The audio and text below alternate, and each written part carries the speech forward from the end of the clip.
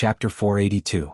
In history, Muradin and his younger brother, Beoflang Bronzebeard, founded an organization known as the Association of Explorers. Later, one of Muradin's adventures took him to the icy hell of Northrend in the north. There, he began to search for a cursed sword called Frostmourne. However, he was surrounded by a large number of undead troops and forced to retreat. Under the fierce attack of the undead troops, he found himself rescued by his old friend, Arthes. In this way, Muradin followed Arthes step by step into a dead end. Even when he saw Arthes disobey his father's orders and burn the departing ships, even when he saw Arthes recruit local mercenaries to fight for him, and then kill them treacherously, Muradin still did not abandon him. It was not until he defeated the guards and found Frostmourne that Muradin read the inscription on the tablet, told him that it was a cursed sword, and immediately prepared to leave. However, Arthes did not care. He walked to the pedestal and took out the sword. The sword burst out of its ice prison, and the flying fragments pierced through Muradin like spears. Muradin did not die, but this became an eternal pain in Muradin's heart. Duque sighed quietly in his heart. He did not want these dwarves to die. Moreover, the most critical piece of the puzzle in the plan was still missing. Muradin was keen on the war with the orcs, but unfortunately, with the intervention of the dragons, the war between the Alliance and the orcs became a very insignificant matter. Compared to the Wing of Death, Cosmodon's more than 100,000 orcs were nothing. Duque muttered in his heart, "Nisario, where the hell are you?" At the same moment as Duque muttered, Duque suddenly felt two gazes. These two gazes gave Duque a very strange feeling. It was clearly an ordinary gaze, but it suddenly changed. Duque turned his head, but he could not see a single stranger. In the command center, other than his team of 5, there was only Muradin and Falstead, who had just run over to Sasha to please her. This guy was the captain of the Griffin squadron that Kudrin Wildhammer had sent to his cousin Magni. Because there was no need to use the Griffins in the defense of Iron Furnace Castle, he ended up following Muradin. For a moment, Duque almost suspected that his feeling was wrong. But who was Duque? He was one of the best transmigrators after transmigrating to the hell-level world of Azeroth. Duque, who claimed to be an old driver from hell. Duque had always believed in his intuition because he firmly believed that the so-called intuition of danger was just the brain's judgment of dangerous situations. Perhaps he couldn't react rationally, but his brain had already determined that this was a dangerous situation, and he instinctively informed Duque. There must be a reason behind this abnormality. Duque had a plan. Falstead, are you familiar with the Orc Dragon Cavalry's patrol route? Falstead was happy to show off his strength in front of Sasha. If it was still those brainless green-skinned creatures commanding the red dragons blindly, I might still be worried. Because you can never talk to a fool about the rules. When he said this, the entire command center burst into laughter. The orc commander might be more intelligent, but most of the orcs under him were pure boorish men. Dealing with such a person was a headache for both the enemy and friend. Falstead's voice rose an octave, but I found that those stupid green-skinned creatures were fooled by the red dragons. Not every red dragon is willing to work for the green-skinned creatures. Those red dragons purposely formed a patrolling airspace that looked strict, but was actually full of flaws. As long as you are willing to trust me, I can use the griffins to fly you all the way to the foot of grim battle in the dark. This was the benefit of having a local guide. If Kudrin led the army directly in, it would most likely turn into a large-scale aerial battle. The Wildhammer dwarves were not afraid of death, but Duque did not dare to be so wasteful. Duque whistled, "Not bad. If we can avoid the orc camp, then when we reach the foot of the mountain I can bring my team all the way to grim battle with illusions." Recalling how Duque used a wide-area illusion to trick the red dragons in the sky, Muradin muttered, "Magic is so convenient. I was thinking that to save the Red Dragon Queen, we would need at least a squad of elite knights and rangers." Duque patted Muradin's shoulder and turned to his team, "All right, let's vote. Do you trust our Wildhammer brothers?" "It doesn't matter." Gavin Rad shrugged. "I will follow your orders, sir." Ronan lowered his head. Marion frowned, but Sasha said directly, "What if we happen to run into a dragon cavalry patrol?" Falstead patted his chest proudly, "If there are less than 4 red dragons, we, the Wildhammer Knights, will tell those big lizards that this is the dwarves' territory." A Griffin Knight squadron had about 15 to 20 Griffin Knights. In fact, this was not a weak force. Seeing Sasha's frown, Falstead comforted her. "Don't worry. If there really is a mishap, we will send you and Mr. Paladin to the ground first." Falstead elegantly ignored the 3 mages. That's right, mages who could not fall to their deaths with slow fall were all F*** King hooligans. In the summer, moonless nights were not easy to find. Duque and his team stayed in Muradin's nest for 3 days before the desired weather arrived. Feeling uneasy, Sasha followed Falstad onto the griffin. The griffin she was riding on screeched at its companion next door, as if it was mocking them. There were 2 people in the same carriage, but on his side, there was a nimble elf girl, and on the other side, there was a burly, fully armored holy knight. The face of the neighboring griffin had obviously darkened. The dwarf knight had to eat a large piece of raw meat before taking off before the griffin brother flapped its wings and took off. Obviously either Falstad's patrol route was wrong, or they had run out of luck. Even though the moon was dim, 2 new spots in the distance caught the griffin team's attention. These 2 spots in the sky kept moving, growing larger and larger as they charged towards them. What are those? Flying at high speed in the wind, Falstad leaned forward and turned to look at Sasha behind him.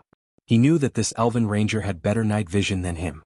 Sasha's mouth was bitter. In the name of the sun, well, those are 2 dragons. At this moment she hated the bragging dwarf griffin knight in front of her.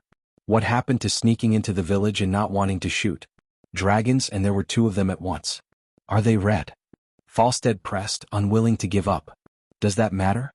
Dragons are dragons. Will there be dragons of other colors on this battlefield? They're charging at us at high speed. Sasha shouted. Chapter 483. As the elven rangers with the best eyesight, Sasha and Falstad's griffins were also flying at the front. Less than 20 meters behind Sasha, Duque glanced at the other griffin riders and saw that the other dwarves had also noticed the 2 dragons. Without even needing the horn, the dwarven riders immediately adjusted their formation and spread out. On the left and right, 2 teams of 6 griffins quickly moved forward, overtaking the other griffins in the center. The dwarves followed the established strategy and began to protect important guests like Duque. In the distance, the 2 dragons also moved in a strategic manner. For some reason, the movements of these 2 dragons reminded Duque of the 2-plane formations commonly used in modern aerial battles. The larger one flew to a higher position and then flew away from its companion. Duque immediately realized what this giant beast wanted to do. Even if he didn't want to admit it, he had to admit that griffins and dragons had a limit. Griffins could still use tactics to counteract the red dragon's racial advantage against a young red dragon. Once the red dragon rose to the level of a young dragon, apart from Kudrin's griffin king, no griffins could keep up with the young dragon's movements. It was just like how the griffin was a propeller biplane from World War I. If it was up against a more advanced propeller monoplane, it might be able to put up a fight, but against a 5th-generation jet plane, it was just a joke. The dragon didn't climb because it was afraid of the griffins. On the contrary, it was because the dragon was too fast. If it rushed at it, it might miss. But if the dragon occupied the sky, it would be a completely different story. Diving down from the sky, the slower party wouldn't be able to avoid a high-speed dive no matter what they did. The dragon used the sky as a jar, put the griffins and the passengers in the middle, and then caught them like turtles in a jar. These 2 are experienced riders. Falstad shouted excitedly. The one who climbs is especially good. This will be a glorious battle. Glorious my ass. Didn't they say to put down the passengers first? At this moment, Sasha felt like strangling Falstad to death. Damn dwarf knights. Once their blood boiled, they couldn't care about anything else. According to human legends, dwarves were born from rocks. Of course, this legend had no basis, but it could also describe the stubbornness of the dwarves. Once he made up his mind, he would not change his mind no matter what. There were less than 20 breaths before they would enter battle mode. Sasha was so anxious that she was cursing out loud. Apart from Lilith, that expressionless and cold ghost, the other 3 Windrunner sisters all had very pleasant voices. Even though Sasha was scolding people now, it still felt like an oriole was singing. Falstad ignored all of them and actually carried the guests to charge forward. At that moment, Falstad suddenly heard the sound of his own horn from 20 meters away. Whoa, whoa, whoa. 1 short, 1 long, 1 short. Wasn't that their squadron leader's signal to retreat? Woo woo woo, 3 long. This was an order for everyone to retreat together and prioritize protecting the important goods. The strong wind brought about by the high-speed flight made people's shouts almost inaudible. Only the sound of the horn was slightly clearer. The night also made it difficult for the other griffin knights to see Falstad's movements clearly. The dwarven knights were highly disciplined, so they chose to follow orders unconditionally. Falstad blew his beard and glared. Only then did he realize that Sasha had touched his horn and given the command without permission. Furthermore, the sound of the horn was right. Hee hee. Sasha raised the horn with one hand proudly. Luckily, Duque gave me a brocade pouch before we set off. He told me to open it when you didn't listen to orders. Send an order from the Alliance's deputy commander, Duke Marcus. He orders you, Falstead Dragon Catcher, to immediately descend the Griffin. Otherwise, he will have Sir Cudrin Wildhammer forbid you from ever flying again. Falstead was not afraid of anything. He was only afraid that he would not be allowed to fly again. The Wildhammer Knights who soared in the sky were not afraid of dying in the sky, but dying helplessly on their sickbeds. This time Duque had really caught him at his Achilles' heel. Falstead knew that the situation was not good, but he could only give up on fighting the dragon. Damn it!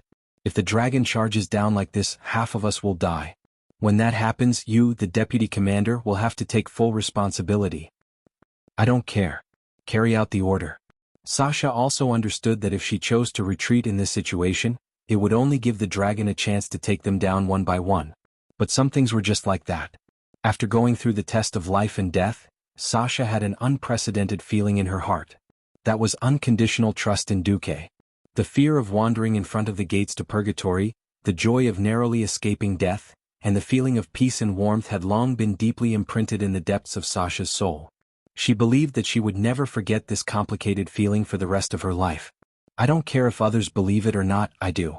In the end, the Dwarven Griffin squadron, which never backed down, actually ran away. This was out of the dragon's expectations, and also made the two red dragons extremely happy. Because after giving up on speed, these griffins were no different from helpless chicks in the eyes of humans. Suddenly breaking through the dense clouds, the ruler of the sky, the dragon with unparalleled dominance, proudly descended from the sky. Close. Even closer. In less than 30 breaths, they would be able to tear these annoying birds with little claws into pieces and scatter them in the air. Very suddenly, the two dragons felt that they were seeing things for a moment. Why are there so many griffins? Immediately, the dragons realized that it wasn't an illusion. The griffins swayed a few times and instantly, a large group of griffins appeared. Not just a dozen but more than 100. Not just the dragons but even the griffins themselves were shocked by the additional companions, and let out sharp cries. The knights had a slight headache but they comforted their mounts. The dragons were dumbfounded. The younger dragon attacked first. It dove down and with lightning speed, used its sharp claws to grab a griffin. Unexpectedly, not only did the griffin not feel any flesh being cut, it exploded instead. Bam! The explosion didn't cause any damage but it scared the dragon.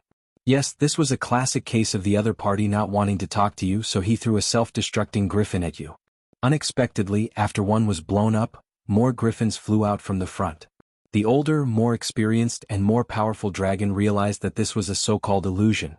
It tried to determine whether the griffins were real from the sound they made when they flew. Failed. It was shocked to find that the 100 griffins actually made the sound of the wind breaking. The airwaves caused by high-speed flying could not be faked. Chapter 484. The giant dragon's eyes widened, filled with disbelief. Why did he have to make it look so real? The giant dragon felt like it had wasted its thousands of years of life. The giant dragon was dumbfounded. Falstead and Sasha were shocked as well. Sasha turned her head to look at Duque, only to see Duque smiling as he raised a finger. Two energies revolved around it obediently, wind and lightning. Sasha suddenly realized something.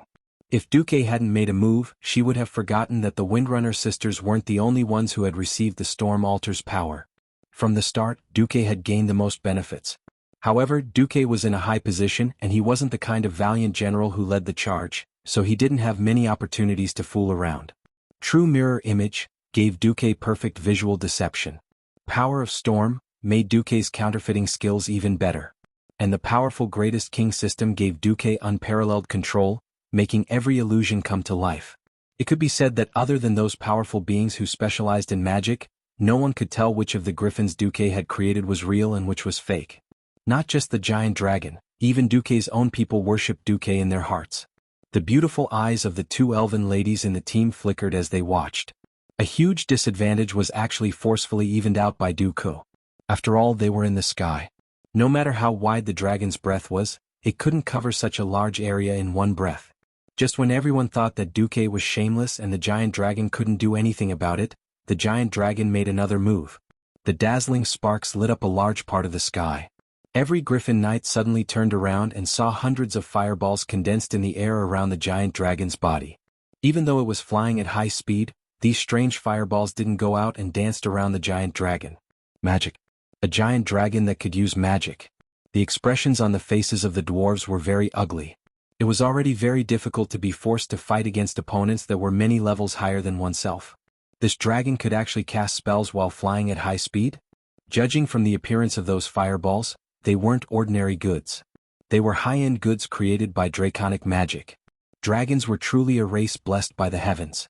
Not only did they have a magic genius like Krasis, but they also had many freaks who practiced magic and martial arts at the same time. Under the illumination of the fire, the huge dragon's half-opened mouth reflected a dazzling, fierce light. Amidst the ferocious laughter, over 100 fireballs rained down on the group of griffins at a speed even faster than the giant dragon's flight. I don't care if you're real or fake. As long as he was hit by that, he would be done for. When everyone looked at Duque again, Duque's pupils suddenly shrank. Good timing. In terms of the destructive power of magic, Duque admitted that he was no match for Marion. In terms of movement casting ability and control, Marion, a radiant moon, couldn't catch up to Duque, who had the assistance of the system. In Duque's retinas, countless thin lines extended from the fireballs, telling Duque the trajectory of each fireball and the possible changes in direction due to the gale. In midair, countless hands of magic suddenly appeared. Almost at the same time, a large number of fireballs shot out to meet the flaming meteor shower falling from the sky. Boom, boom, boom, boom. A series of explosions sounded high in the sky behind them. The dwarven knights were dumbfounded. In their field of vision, it was the grandest fireworks in the night. The giant dragons were almost mad with anger. Without the urging of the orc knights behind them, the two dragons continued to dive at high speed. They wanted to see how these griffins, who had already dropped very low in altitude, could escape their hunt. Duque had a headache. His illusion wasn't without a distance limit. The limit distance in his retinas had always been clearly marked, and in this movement-casting state, a radius of 300 meters was the limit. He had no intention of sacrificing these griffin knights, but now he suddenly discovered another problem. After the griffins successfully dropped his 5-man squad, they would inevitably be hunted down as soon as the griffins left the range of 300 meters. Don't think so much. As long as you're safe, our mission is done. Brothers and sisters, let's fight these big lizards to our heart's content. Falstead raised the Tempest hammer high. Sometimes, Duque couldn't help but complain that the Horde's cards were too damn good. The infantry was stronger than the Alliance, and so was the Air Force. If Ghoul Dan hadn't rebelled, it wouldn't have been so easy for the Alliance to turn from defense to offense. Duque thought of a new plan. A slightly risky but permanent solution. He once again set his sights on Marion, who wasn't good at movement casting. At this moment, a Crimson System alert suddenly popped up on Duque's retinas. Alert! Alert! Unknown super strong boss has entered the skies. Initial evaluation. Undefeatable skeleton, immediate retreat is strongly recommended. Do you want to activate the boss battle module? Just as Duque raised his head in shock, a huge hole suddenly appeared in the thick clouds in the sky due to a violent storm. Moonlight shone down. Under the bright moonlight, a dark metallic figure that looked like a titan landed in the middle of the battle between the griffins and the giant red beast. What the hell is that? Falstead opened his mouth with difficulty, allowing the wild wind to pour into his throat. Even the radiant moon elven wizard who thought he had seen many things found himself trembling all over, unable to speak a single word. That young red dragon was already big enough, not the slightest bit inferior to the big red dragon that Duque and Marion had killed a few days ago. However, at this moment, a pair of black dragon wings that were almost 3 times the size of the red dragon filled everyone's field of vision. The dragon's wings flashed with a black metallic light, causing everyone to feel an indescribable sense of shock. A thunderous roar that seemed to even shake the night sky sounded out, the sound waves easily shattering all of Duque's illusions and pushing the griffins away. The sudden appearance of the black dragon almost caused the little red dragon to wet its pants due to the huge disparity in size. It had been so aggressive just a moment ago, but now it was no different from a pug that had seen a large beast. In the darkness, the black dragon's narrow eyes stared at the smaller red beast in front of it in disdain. The orc red dragon roared in a mournful voice, clearly aware that this fellow that had appeared was definitely not on its side. The 4 dragons were of the same breadth and branches. The problem was that these 4 colors did not include black. I'm very sorry, but we might be finished, my elf lady. Falstead looked like he was about to write his will. Chapter 485.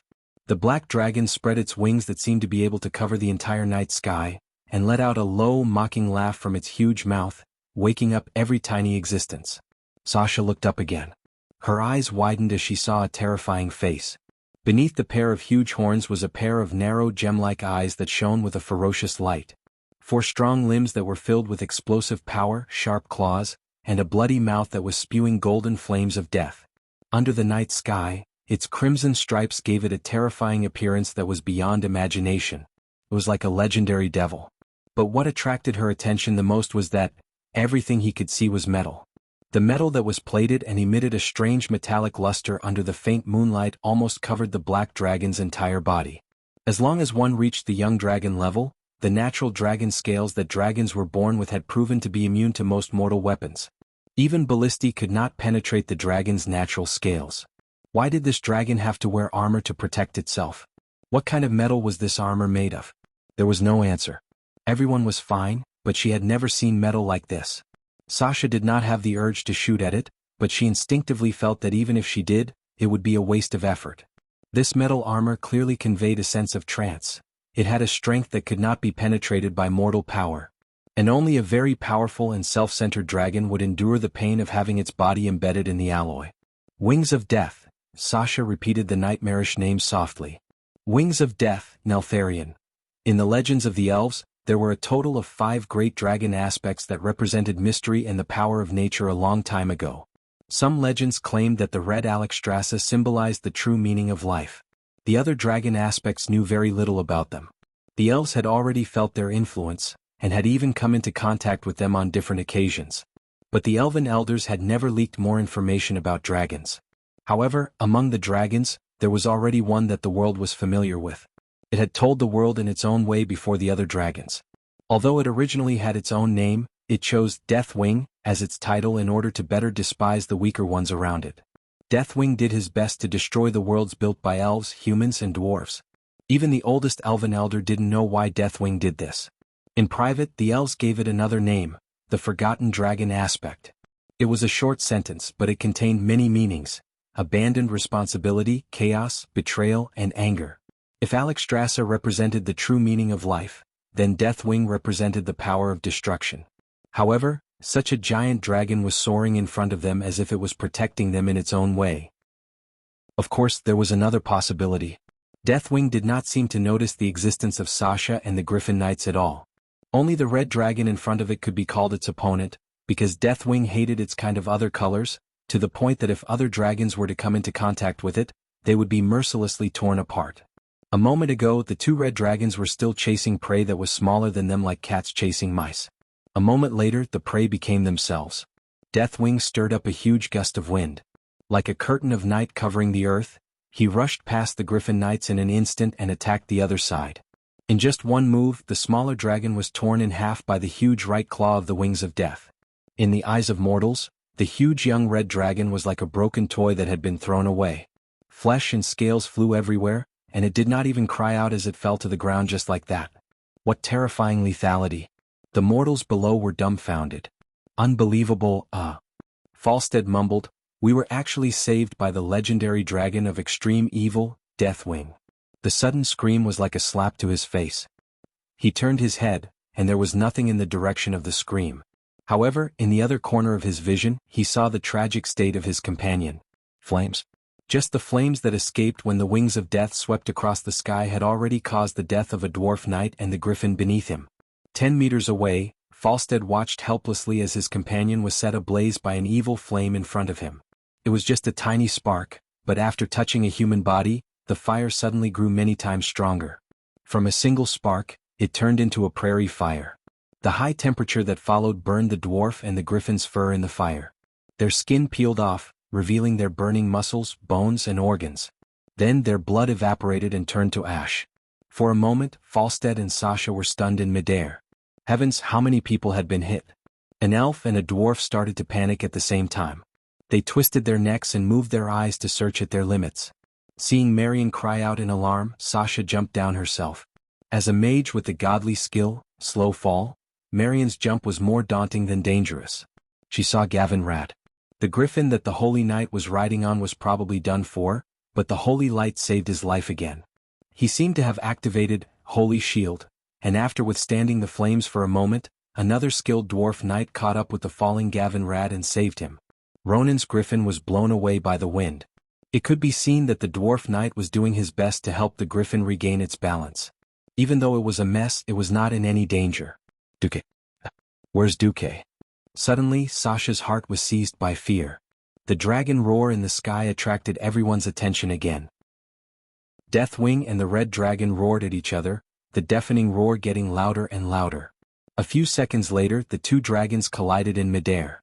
In that moment, all the dark clouds in the sky seemed to be swept away by the wind caused by their collision. They both flashed their claws and used their long tails to attack each other crazily. Their tails were more than 10 meters long, scarier than any siege hammer in the world. If they were hit, even a small hill would crumble in the blink of an eye. This wasn't a battle that humans could imagine just by listening to the bard's descriptions. The destructive power that the giant dragons displayed made Sasha think of the legendary god of destruction who specialized in destruction for a moment. Chapter 486. Roar. A savage, angry roar once again drew everyone's attention back to the sky. The battle for the King of the Air had begun as everyone had expected. The red dragon that was caught seemed to want to escape. It tried to go around Deathwing from the side. However, the opponent's larger body was undoubtedly a huge obstacle that couldn't be avoided. The bats on Deathwing's wings were like a city wall, covering the young red dragon's entire field of vision. It gave the red dragon the feeling that it couldn't pass without defeating the opponent. A dragon breath came out. The confused red dragon seemed to want to use fire to burn Deathwing's bats. Deathwing let out a scornful laugh. This was clear mockery. It flapped its wings, like extinguishing a tiny flame on a candle. Just a strong flap of its wings was enough to disperse the dragon breath. To the griffins, this larger crimson dragon was undoubtedly the most experienced one. However, against the more experienced and sharp ancient dragon guardian, its attacks were as childish as a baby's. When it spat out the dragon's breath, it revealed a flaw. The wing closest to the wings of death easily became the target of the attack. Originally, Deathwing only needed to stretch out its left claw to cut through its wing and greatly reduce its opponent's mobility in the air. Unexpectedly, Deathwing chose to tighten its left claw and retract it to its chest. Instead, it gave up on what was close at hand and swung its tail at the red dragon, causing it to move away from itself. This action was too uncoordinated. If one didn't see it clearly, they would think that its left claw was heavily injured in the previous battle and couldn't move. Deathwing wasn't injured, but why did it retreat?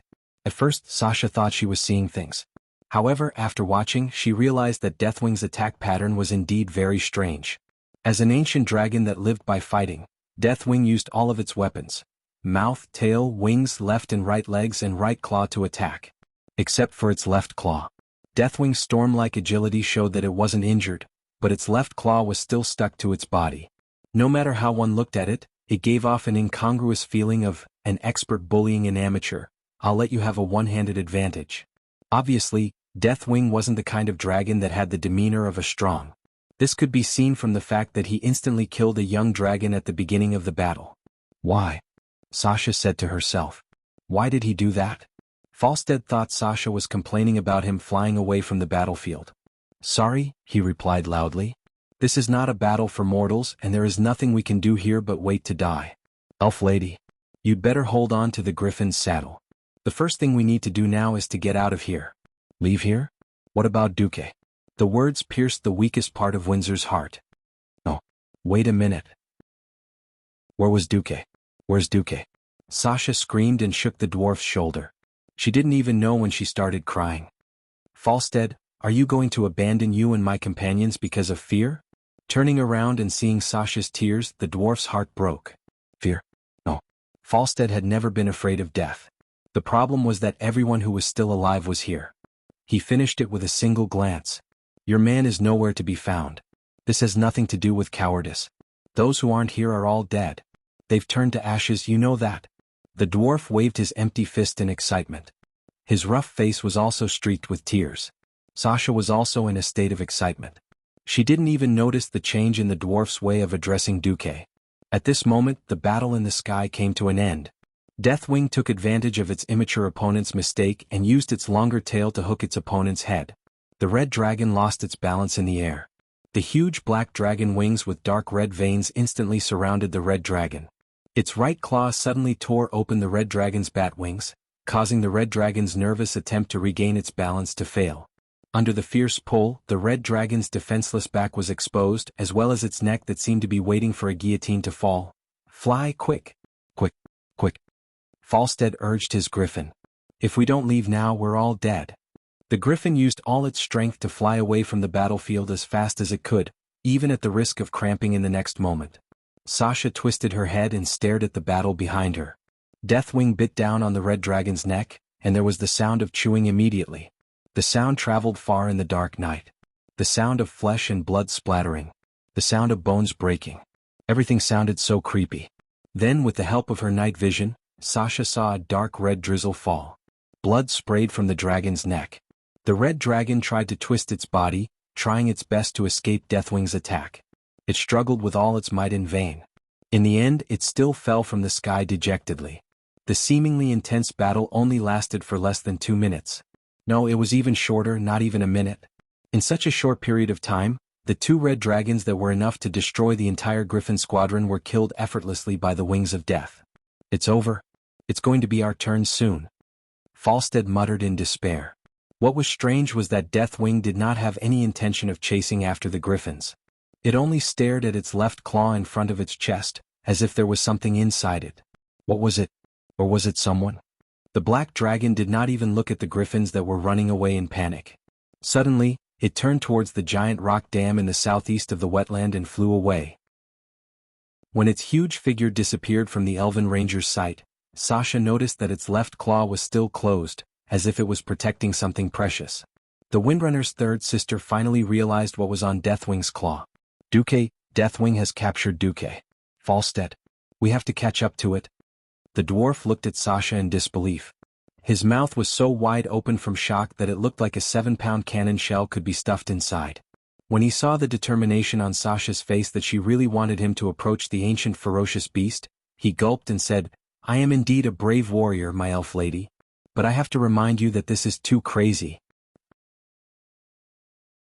Chapter 487. Duque is in Deathwing's claw. That's why Deathwing doesn't use his left claw to attack. Sasha pointed this out loudly. It's a pity. Maybe we have to mourn the losses of the highest-ranking leaders of the Alliance and the Horde." Falstead sighed. "Maybe Deathwing doesn't like dragon meat and just wants to keep a human as a snack? Damn it. If you say that again, I'll strangle you here." Sasha showed a rare fierceness, scaring the dwarf into shrinking his neck. Now wait.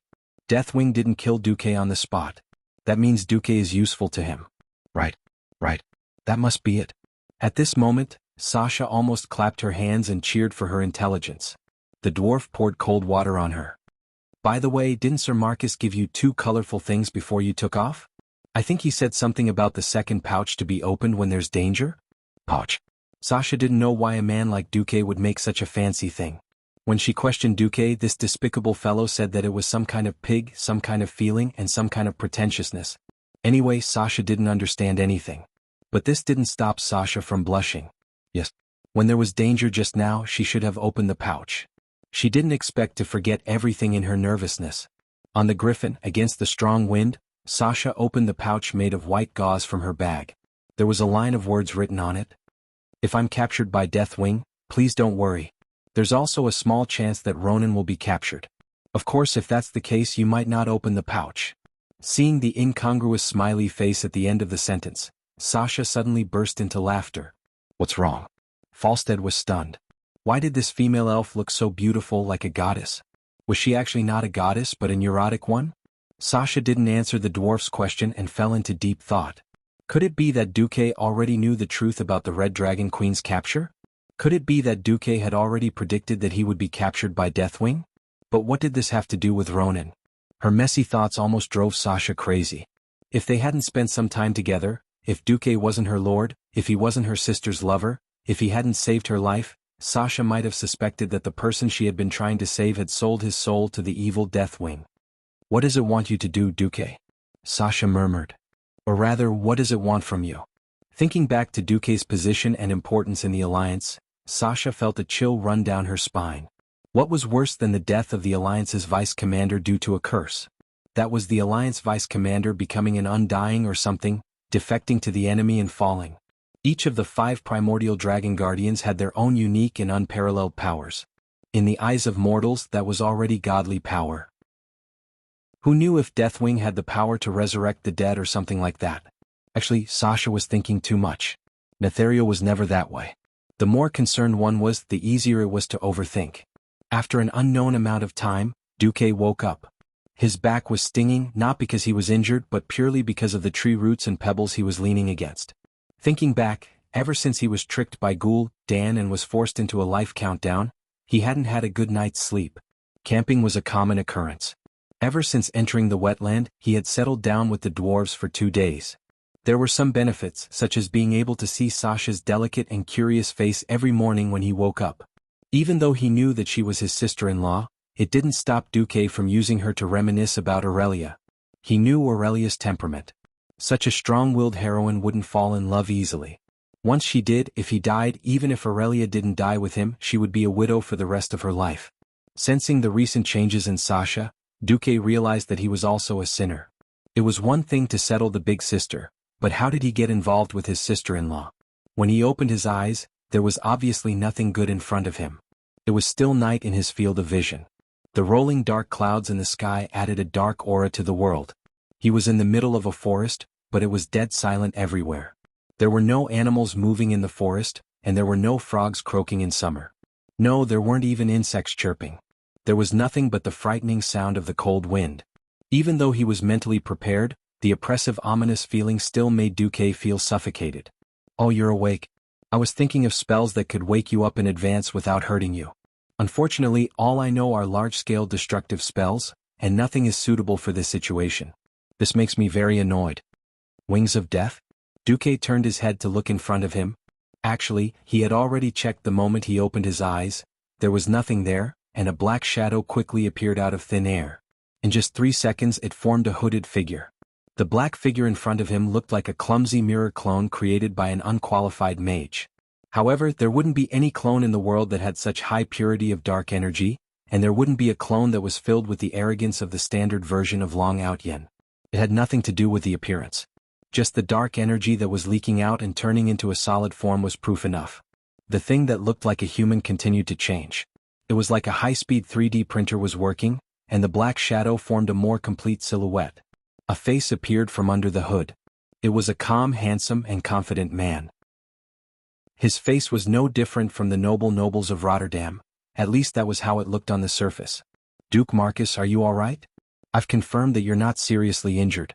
After all, it's not easy for me to control my strength with those big claws of mine. It's still in one piece.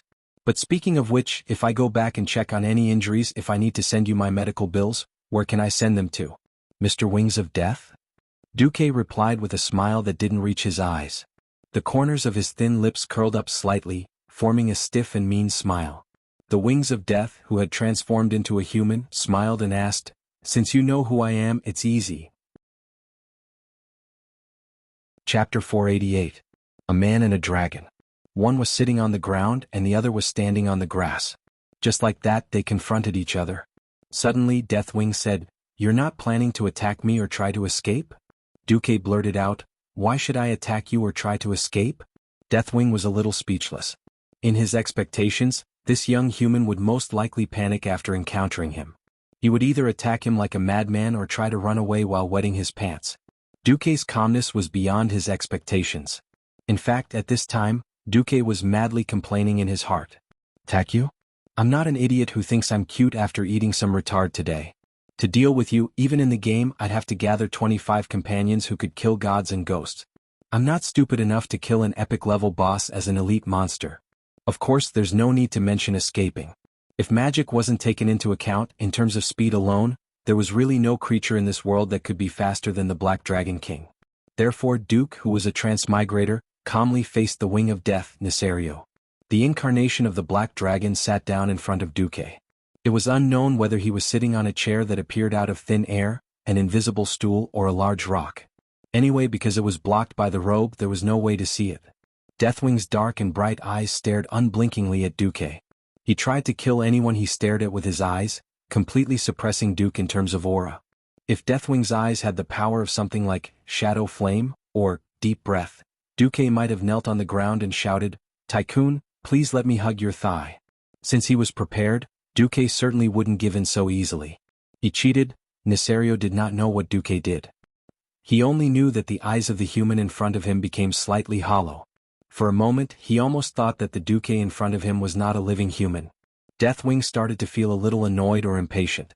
Fortunately, just as Deathwing was about to go berserk because he could not suppress this pitiful low-level creature in his eyes, Duque seemed to involuntarily avert his gaze. Deathwing rarely felt a sense of joy from winning. "Very good, you at least know how to show respect and humility to a greater existence than you," Deathwing said arrogantly. "This is a very good start." Duque remained silent. Of course, in his heart, it was a completely different matter. "Bastard black-skinned lizard, hurry up and hand over the item and scram. Otherwise, don't blame me for chopping off your head and hanging it on the city gates of Stormwind City. Do you hear me, Nesario?" Deathwing said to himself, "but in case you do something inappropriate, it's better for me to warn you in advance." A rock on the left of Duque suddenly began to burn. Then it melted in front of his eyes. The melted rock instantly turned into magma. The magma did not flow to the ground and simply spread. Instead, under the guidance of a mysterious force, it quickly circled around Duque and the man behind Duque. A huge circle of lava with a radius of about 2 meters surrounded Duque. Then the lava disappeared quickly and completely as fast as the rock melted in the beginning. The whole process only took a few seconds. Duque was already on a cylindrical ground separated by a deep trench. The nemesis of the orcs, the savior of the humans, the deputy commander of the Great Lordaeran Alliance, Duke Marcus. At this point, Deathwing paused clearly. But his next words clearly told Duque that he had said so much about Duque's name before was purely sarcastic. Because his next words were, "If I wanted to, this would be your end." Well, full of arrogance, full marks. But Duque was unhappy and he cursed in his heart, "Deathwing, I'll *CK all the women in your family." Deathwing could not read minds. He was very satisfied with the trembling of Duque's body and the beads of cold sweat that dripped from his forehead. This misunderstanding stems from a lack of understanding of each other. You humans know too little about the dragon race. Duque seemed to be suppressing the fear in his heart and sneered. "Are you sure dragons don't turn humans who intend to communicate with dragons into snacks?"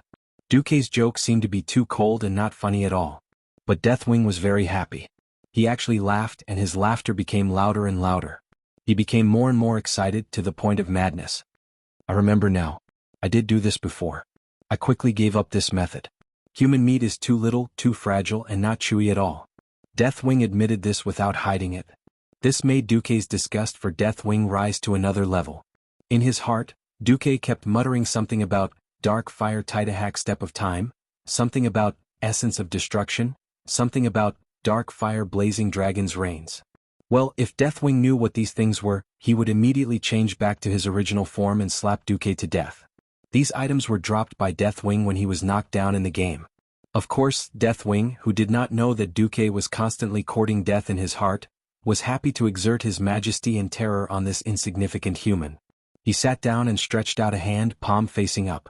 Above his palm, an image suddenly jumped out. A tiny dragon-shaped image flew in a lush green world. Those dragons were of all kinds of colors like a 7-colored rainbow.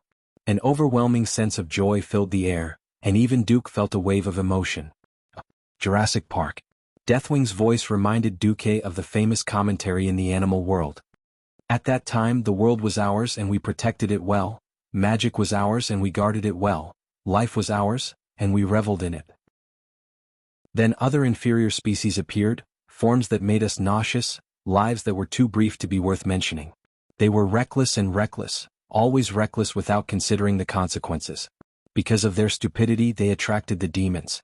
Duque spread his hands in his heart. "I'm not going to take the blame for Savis and Queen Azhara. If it weren't for the efforts of our dragon race, this world would have been destroyed long ago. Even 10,000 Lordaeran alliances can't compare to the challenges we once faced. Dragon race. It was our dragon race who worked together to drive the demons out of this world." Deathwing waved his arms excitedly. Duque touched his chin. Well, with a mustache he could cosplay as Germany's Führer. Chapter 489. Deathwing looked at Duque. His dark eyes emitted some kind of psychedelic light as he stared straight into Duque's eyes. The era of our dragon race is over. Elves, then dwarves, and finally humans. They wantonly occupied every corner of this world. Our numbers are decreasing, and what's worse is that we are fighting and killing each other. No. That's just because you tried to kill everyone and were discovered to be cheating. As a result, you were hunted down by 4 families. We clearly made such a great sacrifice together to protect this beautiful world. Why do we have to fight each other? Damn, you can even say such artistic words? Boss Nasario, I don't think the commercial Little Golden Man is suitable for you. How about the Berlin Silver Bear Award for Best Male Pig Trotters? Misleading ideas, bad communication. Yo, I have a phone number for communication 10086. Do you want it? Sigh, there are too many reasons. Even if I have time to explain it to you as a human, you won't understand it all. Well, don't talk nonsense anymore. Let's do it directly. Hand over the thing, and we will disband and never see each other again. Good for you, good for me, and good for everyone. Wings of Death raised his head 45 degrees, looking like he was bemoaning the state of the universe and pitying the fate of mankind. Those 2 drops of tears were enough to make him a sad, beautiful man. As he sighed, the psychedelic color in his eyes became even more intense. Because of those reasons, our numbers have become so few. His gaze turned, and the sadness in his eyes became more intense. He seemed to have seen through Duque's thoughts. The past is the past. The world is always improving. I am willing to make up for the mistakes of the past. For the future of the world and the dragon race, to fight against the evil orcs. Duque, I am willing to help you rescue the captured Red Dragon Queen Alexstrasza. I believe it. If I were a blind native and not a transmigrator, I might really believe it. Unfortunately, I am a transmigrator. Even if I were blind, I wouldn't dare to believe a word from a psychopath like you. I'm sorry, Boss Nasario. In the spiritual world, Duque looked at the various notifications from the system while making his facial muscles show both touched and dazed expressions. Deathwing was very satisfied with Duque's reaction. He stretched out a hand, and in his palm was a small silver talisman that looked like a badge. Duque seemed to be possessed. His fingers stretched out spontaneously, grabbed the talisman, and took it. Duque looked down at the amulet and carefully examined the magic runes engraved on the edge of it, as well as the black crystal in the center. He could recognize some of the runes, and he seemed to have seen some in the books of Karazhan, but he had never seen most of the runes that belonged to the dragon language. Even so, Duque could still feel the powerful magic coming from it. This was a mana that far surpassed Wizard Qin Shing's. Radiant moons, no, even Breaking Dawn wizards might not be able to control it. You will successfully liberate Alexstrasza, my obedient little puppet. After abandoning the hypocritical mask, a strange inhuman smile appeared on Deathwing's face. As long as I have this, I can be with you and guide you step by step towards victory, and the destruction of the Alliance and the Horde. After an unknown amount of time, Duque was still standing there like a block of wood. Looking at the words of the system notification, Duque did not dare to move at all. He could only pretend to be an amusing idiot who was really hypnotized. He stood there foolishly eating the slightly hot night wind as his supper. System notification. The skeleton boss, Deathwing, has left. You have successfully removed the boss battle template. It was only when he saw this notification that Duque completely relaxed and collapsed to the ground. Duque panted heavily and asked, System Elf, has this thing been blocked? The System Elf replied, all signals sent from this talisman will be delayed by 10 minutes. When necessary, I will perform illusion projection on it. That's good. Just now, Duque was really walking on a tightrope. It was not an exaggeration to say that he was dancing on the tip of a knife in front of the gates of hell. That's right, from the beginning to the end, Duque was waiting for Deathwing to appear. Only Deathwing was the key to saving Alexstrasza, and also the key to saving his life. The so-called history had long been changed beyond recognition by Duque, the troublesome butterfly. Saving the Red Dragon Queen in advance, Duque really did not have the confidence to provoke Deathwing. To be honest, from the moment they entered the wetlands, everything that Duque did was to provoke this black dragon boss to come out. Even if he killed the powerful young red dragon Gazela, it was just to prove his worth to the Wings of Death. Duque was not completely sure that Deathwing would find him and not the original protagonist of this incident, Ronan. So even if the unreliable Ronan was a mascot, Duque had to bring Ronan along. Now it was proven that Duque's risk was right. In the original history, it was because there was no other reliable person to save Alexstrasza that Deathwing found Ronan, which later led to the story of the legendary mage Ronin. At this point in time, there was a better and more powerful Duque, so why not use Deathwing? Moreover, according to the sinister and cunning Deathwing's methods, as the Alliance's deputy commander, Duque was much more useful than a mere Ronin. In fact, as long as he survived Deathwing's mind control and was not discovered, Duque was extremely safe. However, was it so easy to deceive a special existence that was a super boss level in the game? Duque had prepared a lot for this. His greatest preparation and greatest reliance was his one and only system. Since the system could be independent of his thoughts, manage the magic transmission for him, and even repeat the incantation in his mind to cast spells, Duque boldly set up a thinking shell for himself that wrapped around his soul.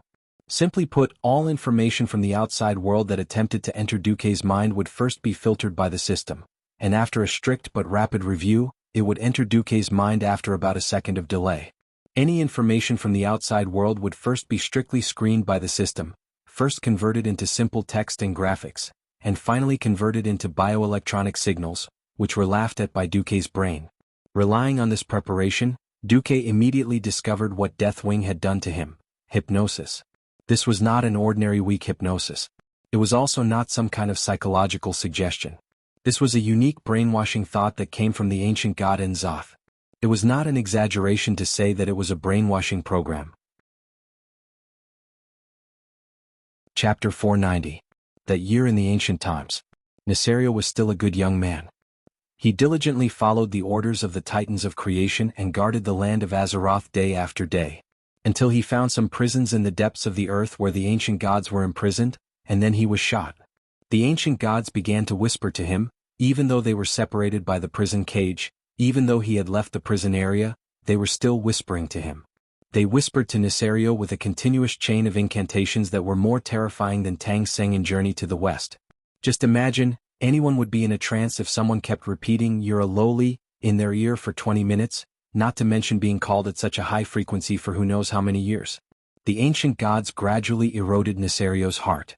They made Nesario believe that as long as he destroyed all the other races in Azeroth, he could let his Black Dragon Legion rule the world and enslave the Green Dragon Queen Isra and the Red Dragon Queen Alexstrasza. Now the Amulet of Deathwing had a similar effect on Duque's brainwashing. It was a low-frequency speech that would not be perceived by the human auditory system. It seemed that people could not hear it, but in fact the brain would still be able to sense it. Seeing the system prompt translated into the common language, Duque chuckled. "You, Duke Marcus, is the most loyal servant of the great Deathwing. My orders are the highest meaning of your life. As long as I give you an order, even if I want you to kill your dearest person, you will do it unconditionally and without hesitation. My will is your will. My enemy is your enemy." After reading this message that kept appearing in the system prompt, Duque curled his lips. "You should have added, 'It's not me that's wrong, it's the world.' Host, how should I deal with it?" "Continue to receive it, but in order to avoid being discovered by that stupid dragon, don't block it. Every time you accumulate 1,000 of the same message, delete it automatically. When you find a new command, filter it and notify me." "Understood, host." Looking at the darkness around him, Duque suddenly felt a little envious of the elves' ability to see in the dark. In a primeval forest where one couldn't even see their own fingers in front of them, walking at night would either mean encountering ghosts or stepping on some terrible snakes and insects and getting bitten instead. Duque shuddered and gave up on the idea of walking at night. He found a small tree hole and used the power of the storm to remove the stains inside. After asking the system elf to stand guard, he went to sleep. After a night of tossing and turning, Duque was also exhausted. The next morning when Duque woke up, he felt as if he had aged another year. This was not an illusion. The curse from the demon King Sargeras was still devouring his life force. Calculating with his fingers, he realized that he had spent a few days wandering in Rotterdam, 2 days on the road, 4 days after entering the wetland, and 3 days at Muradin's place. 2 weeks passed in a flash. In the countdown timer he only had 2 weeks to live. Holy F***CK. Let's see if Krasis is good or not. If he isn't, yours truly is going to turn into a ghoul. In history, even someone as perfect as Queen Sylvia didn't dare to see her own sister after becoming the Forgotten Queen. If he really became a ghoul, even Aurelia probably wouldn't be able to bear it. He had to hurry. Who knew what other tricks would come out of it? He tidied himself up. Well, if I don't make the first contact, I guess Deathwing won't be at ease with me. System Elf, start the quarantine procedure. Yes. After gently instructing the System Elf, an idea arose in Duque's mind: how should I go to grim battle? This was an experiment, and Duque also knew that he was playing with fire. If he was exposed at this point in time, he would probably end up dead. Duke's heart was filled with thrill and excitement, as if he was on a crazy roller coaster.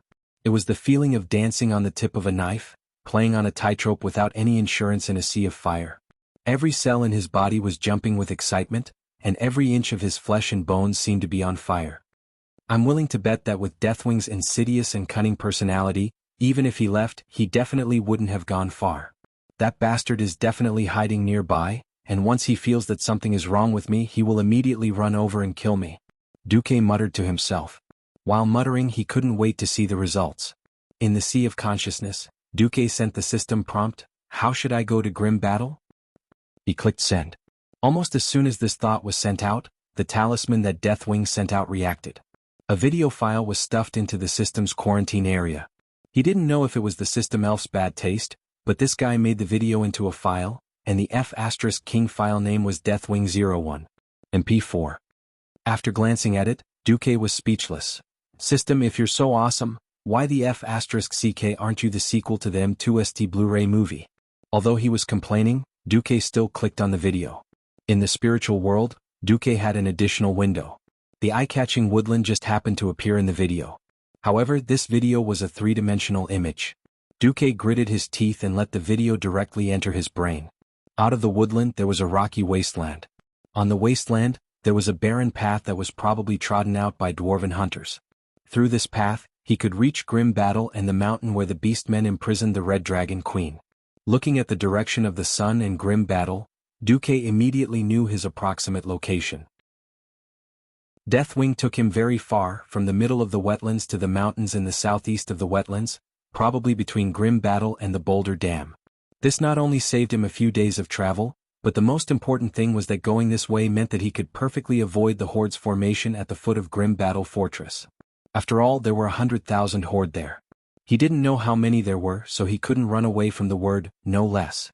Although this path was a mountain road, as long as he was diligent, he could reach Grim Battle in 2 or 3 days. The image was jumping, and in the next instant, the image of the surroundings of Grim Battle immediately appeared in the image. Before Duque could react, the video began to move. It moved slowly at first, then faster and faster. It was obvious that this view from a bird's eye view wasn't human. It was probably recorded by Deathwing using some special aerial photography method. The video kept following a small path and quickly passed through the forest to a rocky area. There it turned and continued to speed up. The cliffs and valleys quickly receded, and the trees became a blur. Chapter 491. The image was too fast and Duque's brain could not keep up at all. It was like buying a clumsy VR virtual reality game helmet, and Duque felt dizzy watching it. Duque had to hold onto the tree trunk next to him in reality to prevent himself from falling to the ground. The hill gradually became tall and steep and finally became the first row of mountains. At this time the speed of the image did not slow down. In the end it suddenly stopped at a special mountain peak.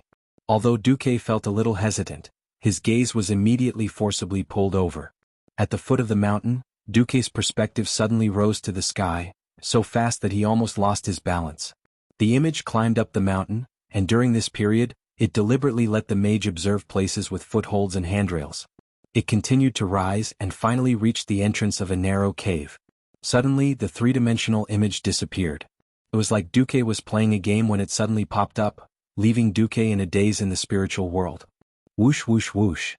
Coming out of the isolated state of the spiritual world, Duque found himself shivering in the middle of the forest at dawn. Almost immediately Duque felt the gaze again. Even though that person had done it very secretively, the system still faithfully recorded it down. The Deathwing Nisario glanced at you. Duque walked along the route indicated by Deathwing, and when he was about to walk out of the forest, the system prompted again. Deathwing glanced at him. Duque was on fire. Damn it. No one ever told me that Deathwing was a peeping Tom. Duque was annoyed. Originally, Duque almost wanted to curse out loud. However, he remembered that Ronan was even more miserable in history. He was escorted by Deathwing the whole time, completely losing his freedom like a slave. Thinking of this, Duque felt much better. Perhaps it was because Ronan had no status at that time, and Deathwing took a fancy to Ronan purely because Ronan was carrying out this mission. He also ordered Ronan to do this and that without hesitation. But Duque was different. The biggest difference between him and Ronan was fame and experience. Now, Duque's reputation had already surpassed Lothar's, and he was second only to the leader of the alliance, Tarina's king. Also, after experiencing the destruction of his country, forming an alliance and persisting in the war, Deathwing probably thought that he was a man with an extremely firm mind. That was why he did not directly coerce him, but used the method of brainwashing and guidance. As long as he rescued Alexstrasza and obtained that item, Deathwing's scheme would be considered to have succeeded. Moreover, Duque's identity was even better than Ronan's. This identity could make Deathwing's plot in the original space-time smoother and more perfect. Duque had a headache. The current situation was that he had indeed obtained the most crucial piece of the puzzle in this incident. However, Deathwing was trying to force him to quickly run to grim battle to complete his mission. If he foolishly ran to complete his mission, then Duque might really be able to save the dying Red Dragon Queen. This way the biggest beneficiary would undoubtedly be Deathwing. According to Duque's character of plucking feathers from geese that could kill 10,000 orcs, he would definitely not kill 9,999 orcs. Would he let himself be taken advantage of and let Deathwing, the psychopath, laugh out loud? No, definitely not. He would rather work himself than let Nisario, the psychopath, have a good time. Duque had a plan. On the other side, Sasha and Falstad had almost caught up to Duque. They were not chasing after the Black Dragon King's ass, nor were they chasing after Falstad's griffins until they vomited blood, nor were they elven rangers trying to save the hero. Instead they lined up neatly and followed. Yes, follow. Sasha, Gavin Rad, Ronan, Marion, and a team of 6 griffin riders. Were very close. Sasha, who was flying at the front, gestured. Immediately the group of griffins began to slow down and descend. After descending to the ground and landing on solid ground again, both Gavin Rad and the griffin he was riding felt a sense of relief. The griffin grumbled in dissatisfaction. Gavin Rad, who was fully armed, was too heavy. The griffin gave Gavin Rad a look of disdain. The dwarf had no choice but to pat the griffin's neck and let it go out to hunt. It was not easy to feed a griffin. Griffins ate a lot of meat, and using sliced meat for a long time would reduce the griffin's ferocity and combat ability.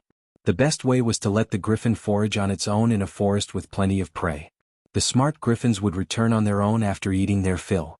The remaining 4 members of Duque's rescue team gathered together. Gavin Rad put his hands on his hips and asked, "All right, let me ask you something. How did you know our boss was here?" Sasha raised the pouch that Duque had given her and smiled. That guy said that in order to make this pouch look impressive, he used the most special material. What material? A very special spice. You guys might not be able to feel it, but with my wind perception, this thing is as eye-catching as a lighthouse in the dark. Wow. Gavin Rad whistled. Alright, let's follow them and see what happened between Duque and the Black Dragon King. Saying this, Sasha narrowed her eyes. The observant Marion discovered that Sasha's pupils started to expand after shrinking, revealing a completely different color, green. Sasha was concentrating her mind. This would blur the boundaries of her vision, but the focal point of her vision would become clearer, and many things that ordinary people could not see would appear. For example, there was a fog-like golden substance floating in the air. The continuous floating substance formed a long ribbon that floated past her head and extended into the depths of the forest. It did not take long for Sasha to find the place where Duque had chatted with Deathwing the night before. Duque was indeed here. Sasha observed the ground and mumbled, "This is his boot print. I can't be wrong. The other one should be a human. I'm not too sure." Human? I thought I would see a pair of huge claws. Gavin Rad shrugged. His huge pauldrons made his shrug very obvious. Look here. This is a shoe print. She pointed at a depression in the forest. A clear, heavy footprint had formed a depression in the grass and mud. This is a common shoe for human nobles. It's very tight and uncomfortable. Chapter 492. Gavin Rad looked at his steel boots and then at the footprint, which was not much smaller but much shallower, and found that it was indeed the case. He whistled and said, "Well, there's good news. It seems that the big black lizard once greeted our Sir Marcus with the etiquette of a noble. Or rather, did he try to learn the etiquette of a noble from our duke?" This slightly mischievous joke made everyone laugh and they felt much more relaxed. There's also the draconic magic. Marion carefully examined the terrifying burn marks around the place where Duque had sat. There were no spreading flames, only the purest control over flames. Deathwing's control over the power of destruction could be said to be at the peak. This discovery caused everyone to suck in a breath of cold air. Their hearts turned cold. What does he want Lord Marcus to do? Ronan mumbled. Marion rubbed the place where Duque had sat and pointed at a mark. There's clearly a line of words here written with magic. However, that line of words was erased by the power of flames. Sasha's pupils suddenly constricted. Perhaps it was this line of words left by Duque that angered Deathwing a little, so he used draconic magic to demonstrate his might. However, Sasha immediately discovered more important clues. It was a white mark that looked like it had been made by a fingernail. She did not know how Duque had done it, but when she focused on the white mark, it had been magnified by at least 3 times, and there were 2 lines of words clearly written on it. I'm safe. Deathwing wants me to save Alexstrasza. At least we're in agreement on this. I need your power, but please keep your distance from me for at least an hour. Deathwing is likely to be near me. This was supposed to be the end, but Sasha suddenly discovered that there was another line of words carved with the power of wind, even shallower and smaller. Apart from her, it was impossible for anyone who had not been strengthened by the storm altar to see it. The first line was, "You asked Ronan to privately inform his mentor that the key to breaking out of this predicament lies with that person." After seeing the second line, Sasha was even more shocked. Sasha took a deep breath and finally controlled her emotions. Everyone look at this. I'm not sure if your eyes can see it. After Ronan provided a magnifying glass, everyone finally saw Duque's message. What should we do? Of course, follow them. Back to Duque's side. Duque was having a headache. Only those who had interacted with him knew that Deathwing was a brilliant, yet clumsy director.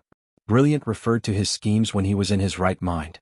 Without the system, Duque would have been brainwashed by the amulet he had given him. What made Duque tremble the most was that he had to continue acting. Otherwise, if Deathwing flipped the table, Duque definitely wouldn't be able to handle it. Clumsy referred to the choices he made when his mental illness was acting up. Deathwing actually thought that he walked too slowly and found a vehicle for him. The first thing he saw was a huge oval object that looked like a rugby ball. The entire ball was made of all kinds of terrible leather. Duque really didn't dare to compliment the craftsmanship. He couldn't guarantee that it would leak at any time. Next was the steam engine at the tail of the oval that was emitting smoke. It was obviously a propeller. That's right. What appeared in front of Duque was an inferior version of the Zeppelin airship, the Goblin death-seeking airship. Azeroth was a magical world. There were mainstream swords and magic as well as non-mainstream mechanical civilizations. At this point in time, a crude steam engine was already considered a high-end technology. Even though the airship had a clear tribal emblem on it, Duque knew that this was a gift from Deathwing. Goblins, their moral integrity was equivalent to money. As long as they could afford it or the price they wanted, they would definitely sell their moral integrity for money. Therefore, these goblins who worked for the tribe on the surface were actually the underlings of Deathwing's underlings. Just as Best Actor Do was pretending to hide, a familiar voice sounded in his head. Don't be afraid. They're loyal to me. The Goblin airship will save you a lot of time. You and I both want the Red Dragon Queen to rescue us as soon as possible, don't we? Why doesn't His Majesty Deathwing send me there directly? Why don't you just tell me the spatial coordinates? Duque asked. I'm trying to avoid unnecessary fighting. Also, there's a very strong mysterious force under Grim Battle that prevents all spatial teleportation. Duque muttered, You make it sound like the 2 red dragons you slaughtered last night were just bison on the hillside. Well, I'd rather use all my magic to use Flash than take the Goblin airship, Duque said firmly. Go on, the Goblin airship is very safe. Duque suddenly realized that Deathwing had used a command format when he said this. In the system prompt, it clearly said, Deathwing is using a coercive mental command to force you to obey. Duque's head hurt. If he wanted to continue his path as a movie king, then he had to obey. Otherwise he'd be exposed. The curve of Duque's face softened a little, and his eyes fell into a temporary emptiness. His voice was close to a whisper. Well, taking the airship is indeed much faster. In the end, Duque still boarded the pirate ship. Yes, his left hand held the casting tool, Light Feather, which was specially used by mages to jump off buildings. Then he silently recited the incantation for Ice Barrier, again and again in his heart. Although the goblins were unreliable, Duque was still a little glad. Looking at the rugged mountain ridges that had long turned into the forest below him, Duque realized that if he wanted to avoid the west side of the stronghold where the 100,000 tribes camped, it would probably take him a whole week instead of 2 days. Taking shortcuts was not always a good thing. For example, the behavior of the goblin airship made Duque's nerves unable to relax for even a moment. During the flight there were all kinds of accidents. Often, after the previous air maintenance, they had to deal with the emergency that had just appeared. Bang! A loud noise made Duque jump up in fright. This time it was the main steam tank that was leaking. This airship was powered by both water and oil. If one part was working normally, then the other part must be paralyzed. Every moment was no exception. Of course, he didn't know if there was a problem with the similarity in this world or if he hit the 21% mark. Only then did Duque realize that the name of this airship was actually Rolls-Royce Screw. Chapter 493. There was no navigator, no anemometer, everything was judged by sight, and these two damned goblins had the guts to drive the airship into the clouds without hesitation. There were a few times when Duque saw cliffs suddenly appear on the side of the airship, but it was Duque who rushed up to steer the airship to prevent it from being destroyed and killed. At that moment, the two stupid goblins were still trying to fix the hole in the balloon. Duque, who could not take it anymore, had already prepared for the worst. He directly gave the control of activating the ice barrier to the system elf. Because he could not guarantee that he would have the concentration and reflexes to open the ice barrier at the critical moment to save his life. If the secret of his resurrection was discovered by Deathwing, then he would be in deep trouble. As expected, the two goblins were busy repairing the structure. These two fellows with boundless hearts even dozed off from time to time, completely ignoring the dangers that were just inches away from them, such as a sudden air leak, a sudden descent from a high altitude, or the possibility of a mountain being installed and so on. Just like that, Duque endured an entire day and then a sleepless night. For the whole day Duque almost did not eat or drink anything. Because he would vomit if he drank and he would vomit even more if he ate. Duque almost suspected that Deathwing deliberately made him suffer so that his will would be weakened, and the hypnosis would be completed as soon as possible. But the next morning, Duque changed his mind. The first light of dawn appeared, and the clouds around them gradually disappeared. So much so that Duque felt that the airship had finally sailed from the sea into the sky. There was no thick fog and everything within 10 kilometers was clearly visible. The large forest under his feet turned into a rugged, uninhabited wilderness, and he could see that the terrain in front of him was gradually rising, all the way to the cliffs of Grim Battle. Along the way there were indeed a few small forests along the way, but the overall coverage was quite sparse. People walking in the wilderness would be very conspicuous, and the orc dragon riders could easily see their traces from a few kilometers away. None of the orc dragon riders were interested in the airship that Duque was in. The most recent time, a red dragon even flew less than 500 meters away, and the orc dragon riders on it did not even look at the airship. Even when he flew past, the airship's steam engine made a loud explosion. It seemed like the orcs were used to the gnomes working for the horde for money. Or it could be said that they completely looked down on these little green dwarves who were loyal to the tribe for the sake of the yellow metal. It was a good move for Orgrim to bribe the goblins with the gold he obtained from conquering the human capital. The beastmen didn't want it, but the goblins wanted it. The two sides almost hit it off. Duque narrowed his eyes. He was thinking about how his team of 4 was going to pass this place. After a day and a night of flying, Grim Battle was quite close to them. Sasha and the others who were following carefully on their griffins were also getting closer. At this moment, a major event that did not belong to the original history happened.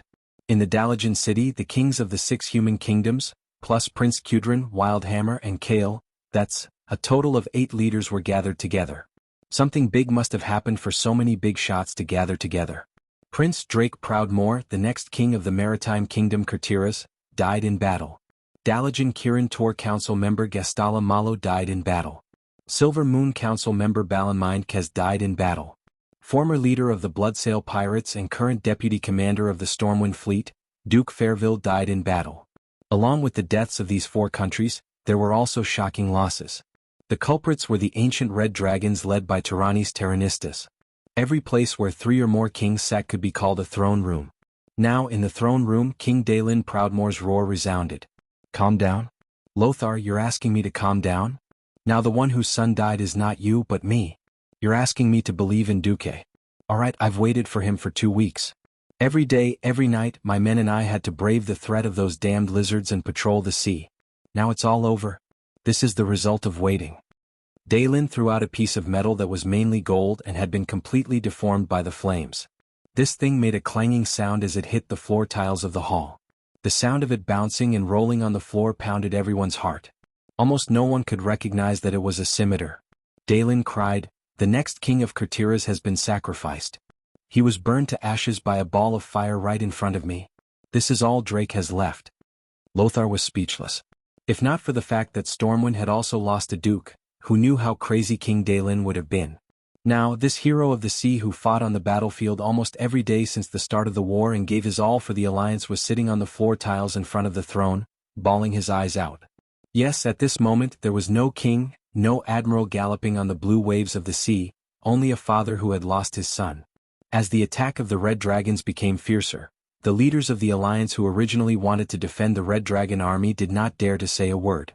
After all, the alliance with the Red Dragon army was a thing of the past. The attack of the ancient Red Dragon was a real threat now.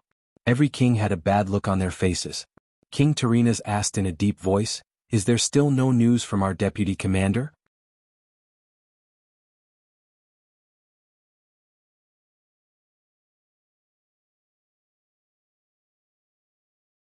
Chapter 494. The roars in the throne room were still echoing in his ears. "I object. Marcus is already on his way to save Alexstrasza. We should always trust our deputy commander," King Lang retorted angrily like an injured lion. "I've always trusted him. I gave him 2 whole weeks. But when my son died in battle, he still hadn't gotten rid of those damned red lizards." Daylin retorted mercilessly. The eyes of the Lion of the Sea, who had just lost his crown prince, were horribly bloodshot. Lang was speechless. If it were him, he would also go crazy if anything happened to William. Daylin continued to roar, and the scorching sound waves echoed in the hall. "Look at what he's done in the past 14 days. Hundreds and thousands of soldiers at the front line die in the flames every day, but he spent 14 days on a path that could have been reached by griffins or teleportation portals. There's no progress report, no regular communication, and we don't even know if he's alive or not. How do you expect me and the kings in the throne room to continue trusting him?" "But our deputy commander who's cursed with death is sacrificing the alliance's trust in him," King Xeon said, hitting the nail on the head. This made Lang's heart skip a beat. Since the start of the war, which country hasn't sacrificed anything? War is bound to be accompanied by sacrifices. Antonidas tried to persuade Lang to give up on Duque. Lang's body trembled. To him and Stormwind, he and Lothar were destined to grow old, and they would have to hand over the country to William, Bolvar, and Duque in the future. And Duque was definitely Stormwind's hope of reviving the country. Be it emotionally or rationally, he did not want to believe that Duque would fail and fall. Anduin could not stand it anymore. At least wait for the last communication. He promised to send a magical message every 3 days. Tyrrhenas replied in a businesslike manner, "Sure, but I hope that you will put the alliance first and allow us to form a large assault force." "If there's no news of the deputy commander?" Anduin Lothar gritted his teeth. "I agree. Things were not over yet. Next up, since Deputy Commander-in-Chief Duke Marcus is unable to carry out his duties, I propose that the alliance appoint another Deputy Commander-in-Chief, coordinating the actions of the various nations." Jean suddenly raised his hand and said. Lang and Anduin's pupils constricted. What the hell was Gilnis doing? Or could it be that the old bastard Xeon had already formed some sort of secret alliance with Tyrrhenas? To be honest, without Duque around, there was indeed a problem with the coordination of the alliance. As Anduin's assistant, Tyrrhean temporarily took over Duque's work, but the results were not ideal. Tyrrhean had good leadership skills, but he was unable to handle logistics, troop mobilization and warfare all by himself like Duque. It had been a year since the alliance had been established. This was no longer the situation where all the kingdoms refused to submit to each other and needed to find a neutral party to take the blame. In the absence of Duque, Tyrrhean's reputation was not enough to convince the masses. That was the most fatal problem. He had never led an army on his own, and he did not have extraordinary bravery or a suitable title. It could be said that Tyrrhean was treated rather negatively by the kings of the kingdoms when he carried out his work. Moreover, in actual combat there were often situations where the troops had to be split up. One deputy commander was indeed not enough. In the end, High Lord Alexandros Mograine from Rotterdam was elected as the second deputy commander with a high number of votes. In theory he was ranked below Duque, but every king knew that once it was confirmed that Duque was dead, Mograine would be the actual deputy commander. When they returned to the state guest house, Lang flew into a rage which was rare for him. Anduin, that bastard Tyrrhenes is trying to make you a mere figurehead. Lothar was silent for a long time. If it's for the sake of the Alliance's victory, I can accept it. I'm afraid that the old bastard is not just doing it for the sake of the Alliance's victory. Lang swept everything on the table to the ground. This was no longer a conspiracy, it was an overt plot. Yes, everyone realized that Rotterdam had changed. In the beginning, everyone from Rotterdam thought that they were the saviors of the world, and that they would save the ignorant people from all the kingdoms and join this seemingly distant war. However, when the horde burned down the Silver Pine Forest and threatened the holy capital, Stratholm, and even fought their way to Rotterdam, everything changed when the Rotterdam people's dignity was mercilessly trampled on. It was no longer the atmosphere of no matter what happens at the border, we will still sing and dance in peace. Instead, the whole country showed a hysterical and unreasonable stubbornness. Revenge. Not only did he want a bloody revenge. Moreover, they had to win the battle beautifully. It was a great victory that required the worship of 6 human kingdoms, 2 dwarf kingdoms, and 1 elf kingdom as well as all of the 9 kingdoms. Tyrrhenes was so proud of his team of thieves, but they had failed. Finally, Tyrrhenes had waited for this opportunity. The worst thing was that as the leader of the Alliance, Rotterdam, had set a very bad precedent.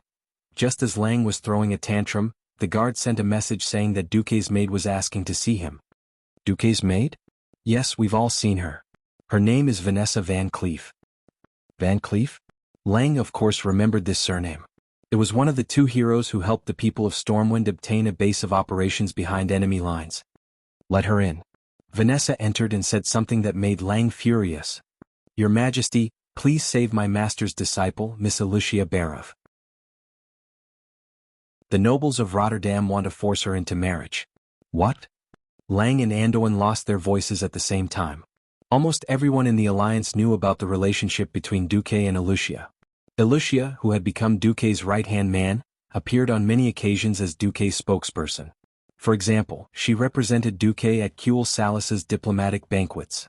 No one in Stormwind would have thought that Rotterdam would make a move on Lucia after losing contact with Duque. From Vanessa's angry narration, Lang and Anduin understood the whole story. In the end, it was just one sentence. Tyrrhenes had his eyes on the land of Alterac. Rotterdam was hurt. The nobles of Rotterdam not only desired glory and blood for revenge, they also desired real benefits. The bloodline of King Eden had been severed. Eden himself had betrayed the Alliance and humanity, and would eventually be nailed to the pillar of shame. The last obstacle to controlling Alterac was Duke Barov. There was news that the Duke's 2 sons had joined the Horde, but this news was not confirmed. Chapter 495. But now, all of Alterac's soldiers were fighting for the Alliance in order to wash away this humiliation. At this time, a rubbish baron from a small family that was not ranked in Rotterdam proposed to the Barov family, hoping to marry Lucia. I am a descendant of the noble Arthi, the Pavin family of East Tirisfal. Our Baron Bas Pavin sincerely proposed to Lucia for 1,000 gold coins. If the Barov family desires the protection of Rotterdam, then a marriage alliance with our family is your best and only choice. Vanessa angrily mimicked the tone of the messenger. The pitifully small betrothal gift and the arrogant words made it seem as if he, a mere baron, was condescending to marry Lucia. Ryan was already infuriated by Vanessa's retelling of the story. How dare the people of Rotterdam do this? Anduin roared, his long hair fluttering due to his intense movements like a lion's mane. Lucia is not only Duque's woman. She is also my earl. A rubbish viscount dares to do this? Lang was the one who agreed to confer the title on Lucia. Although it was a frontline conferment, there was an official conferment process, and it was announced to all the countries in the Alliance. No wonder Lang slammed the table on the spot. That bastard dares. Miss Lucia clearly objected. But Duke Barov was silent for a long time, and did not object or accept, only saying that he would consider it. That's right, Lucia did not belong to Alterac in theory. But as long as the blood of the Barov family flowed in her body, she could not completely escape the shackles of the Barov family. The people of Rotterdam knew this and found a loophole to propose to Duke Barov directly, instead of going through the Stormwind. The flames of anger ignited in the hearts of the king and the minister, and along with the strong beating of their hearts, it poured into the main arteries and into every corner of their bodies. It was rare for the guards to realize that their 2 bosses were angry. It was the kind of thunderous rage that was ignited. If this is a test by Tyrannus. Lang raised his fist. Then let's go tell him our answer together. Anduin's fist collided with Lang's. At this moment, a guard suddenly rushed in. Your Majesty, this is an emergency. Near South Shore, General Windsor led his private legion to attack the camp of the Rotterdam people. What? Lang was shocked. And Bolvar and Tom? Asked Anduin. Duke for Dragon is at the wall of Saladin. General Seamus went to inspect the Jasper mine. Lang and his childhood friend looked at each other and immediately understood that they had to go together to suppress the situation. In fact, when Vanessa came to the Dalajan to meet King Lang, Duque's men were in an uproar. Because it was a secret operation, Duque did not take most of his men with him. After hearing the news, Makarov and Duke's cavalier Captain Kasser immediately led their men to seek justice. What was the concept of 100 knights? A weaker Duke could not even afford to keep 100 knights. One could imagine how shocking it was when 100 fully armed Highland knights went to the camp of the Rotterdam nobles. Because of the recent attack by the Red Dragon, the camps of the various countries were almost all set up together. This was to gather a limited number of ballistae, archers and mages to better deal with the Wyvern. Also because it was located at the rear, the camps of the various countries were separated by the simplest wooden fences. In fact, before the knights reached the camp of the Rotterdam nobles, the people of Rotterdam had already discovered them. After all, they were too big a target. The soldiers guarding the camp looked over in confusion, then froze for a moment and their faces darkened. The soldiers of Rotterdam who were doing their own things in the camp were also stunned. Go back, you Stormwind people, this is not your turf. The guard yelled angrily. Before he could finish his words, Cass had already rushed forward and immediately shouted, Get the paven out first. Without needing to say anything, the knights next to him threw a few grappling hooks over. There was no need for the people of Rotterdam to open the gate. A magnificent group of 6 knights separated to the left and right, and the ropes tied to the saddles pulled the grappling hooks. With a loud bang, the wooden gate of the Rotterdam nobles' camp was blown away. The collapsing gate smashed onto the back of the guard who had shouted, and the immense force caused the guard who weighed close to 100 kilograms to fall to the ground like a tortoise. When Cassa and the rest of the 90 knights rushed into the camp, the soldiers of Rotterdam only then realized that the Southerners had rebelled. How dare they rush into Rotterdam's camp? One by one they put down what they were doing and surrounded the knights in anger. But who was Cassa? He was an elite Highland knight who had been trained in Arthi. If not for Salas who could not support so many knights, would he have come to serve Duque? In the world of magic, knights were rather fragile, but to these ordinary soldiers, they were all existences at the level of a father. With a sudden thrust of his lance, he stabbed a soldier of Rotterdam who tried to stop him, causing him to vomit blood. Why did he vomit blood and not stab him to death? Because Cassa did not completely lose his mind. He and his men were all using blunt wooden lances that were used for practice. However, the huge impact hit the guy's iron armor, causing him to vomit blood and fly backward. He fell to the ground and could not get up for a long time. The people of Rotterdam were stunned. Without stopping at all, the 100 cavalrymen were like one person, charging straight towards the tent with the banner of the Paven family. A knight pulled out his blunt sword and slashed the shoulder of a Rotterdam man who tried to stop him. There was also a knight holding a shield and slamming it with it. Of course, Cassa was the best at fighting. When he reached the place, he immediately grabbed the person in question. He grabbed the bastard who dreamed of being a baron and the daughter of a duke and greeted him with punches. Originally, Cassa was tall and strong. With his iron gauntlets on his fists, he felt that the guy was going further and further down the road of ugliness with every punch. The knights were really angry. They picked up the things beside them and smashed them on the heads of the Paven family people. How many soldiers could there be in a small family with only 1 baron and 2 viscounts? Except for the 2 knights and more than 20 professional spearmen, they were all farmers. After Cassa knocked the baron named Bust to the ground, he continued to kick him. Go to hell. Bastard, you want to marry our countess for 1,000 gold coins. A dog wants to eat dragon meat? You dare to snatch our duke's woman? Since you've gone crazy thinking about women, I'll tell you what the cruel reality is. Chapter 496. The people of Rotterdam were dumbfounded. They had seen fierce ones but never this fierce. After all, apart from mages, paladins and other mystical beings who could use extraordinary powers, the most powerful force in a country was the knights. The average knight trained for 8 to 10 years before finishing his apprenticeship. Their combat power was not to be underestimated. Normally, a fully armed knight on a horse could take care of 10 ordinary soldiers and 100 peasant soldiers. 100 knights went up and easily beat the people of the Pavan family into dead dogs. In fact, there were only 40 people who attacked directly. The rest were divided into teams of 15, guarding the 4 sides. Any Rotterdam people who dared to come near would be beaten up. They would not stop until the other party was beaten to the ground. If this was Tarinas's army camp, or the army camp of a lord like Mograine, it would be impossible for him to survive. Perhaps the Rotterdam people had already fought back. Unfortunately, this was a noble barracks. They came from different families and they were competitors. After discovering that the Stormwind people were only targeting the Pavan family, a group of nobles also joined in the fun and reported to their superiors. Duke Charmas was the trusted aide of King Tarinas, and he knew about this test. Almost as soon as he received the news, his stomach hurt. In fact, after completing the defense of Rotterdam, when Tarinas realized that Rotterdam had a chance to take over Alterac, they suddenly realized that they had acted a little too late. This was no longer a simple matter between Rotterdam and Alterac. It involved Stormwind.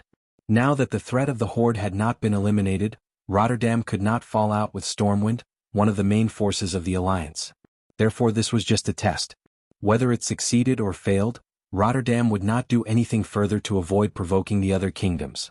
It would be good if the Bara family was obedient. If the Bara family was not willing, then there would be plenty of time to deal with them after the war. However, by then Rotterdam's appearance might be more ugly. Charmas did not expect the reaction from Stormwind to be so intense. He immediately rushed to the nearby camp to find Mograine. The people of Stormwind came to the camp of the 5th Legion of Rotterdam to cause trouble. There were nearly 100 knights. The gendarmerie could not handle it. Mograine had just received a magic message. He had been appointed as the Alliance's vice-commander. Who would have known that someone would cause trouble right after the promotion order was issued? If this wasn't a slap in the face, what was? Originally, he was the supreme commander of this place. Now that something had happened, he naturally could not shirk the responsibility. Mograine was a pure soldier. Without another word, he ran out of the tent and called for his 3,000 elite soldiers. They rushed to the scene of the incident aggressively. Not long after he left the camp, he realized that something was wrong. The moment he stepped out of the camp, a bugle horn sounded from another camp not far away. When he was halfway there, he discovered that the Stormwind army had already rushed out of the camp like a tide. The corners of Mograine's eyes twitched as he stared at Charmas beside him. He cursed in his heart, "Charmas, you bastard, you tricked me?" It had been proven time and time again that the nobles' private armies were rarely capable of fighting. The number of ranked private armies in the entire alliance could be counted on one hand. The person standing in front of him was one of them. It was Duke Duque of Stormwind's private army. Before Kuel Salas had joined the alliance, Stormwind had given half of the Griffin Legion to Duque. Not only was this private army overstaffed, they had fought from the Elven Forest all the way to Kuel Salas. They had fought dozens of battles, large and small. They could be said to be elites who had fought from the south to the north. Their bravery was no less than Noxus's 1st Legion of Stormwind. Mograine's teeth hurt the moment he saw this army blocking his way. "General Windsor, what are you doing?" Windsor was a righteous man, but Makarov beside him was not. As Duque's mouthpiece and the first confidant to follow Duque, he was not only loyal, but had also learned many of Duque's evil tricks. Makarov rode out and shouted, "I'm sorry, General Mograine. Our Stormwind Kingdom's Countess Alicia Barov was humiliated by your kingdom's Baron B.S. Pavan. Baron Pavan attempted to marry Countess Barov with a betrothal gift of 1,000 gold coins. Duke Marcus's knight captain, Cassar Ulysses, could not tolerate such humiliation and went to duel with Baron Pavan. This time Charmas was also anxious.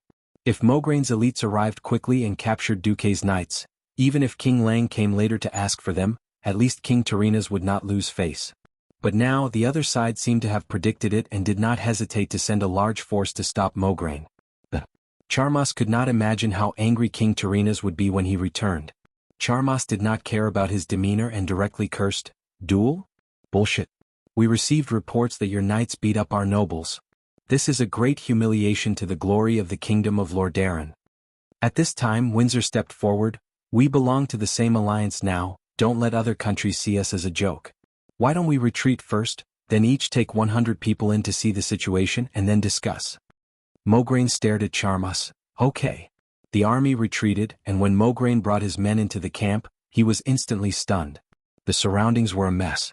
In order to avoid being affected, more than 4,000 noble private soldiers were like rabbits being chased into a corner, almost squeezing against the camp wall and shivering. The camp gate was demolished. The demolition method was simple and violent, which could be seen from the fact that the camp gate was dragged more than 30 meters away. Then everything between the camp gate and the Pavan family's camp was flattened. From tents to ordnance, from campfires to camp beds. Mograine's eyelids twitched as he walked. It was one thing for the Stormwind wolves to be troublesome, but their combat strength was also very strong. Finally, Mograine saw Baron Pavan, who was beaten to the point of death and did not look like a human. If it were not for the fact that the guy was covered in mud and could still vaguely recognize the badge and robe, Mograine would never be sure that this guy was always as arrogant as a swan. Charmas was angry. Duel? Is this still a holy duel? You call yourselves knights, and you even threw away the glory of the knights. This is blasphemy.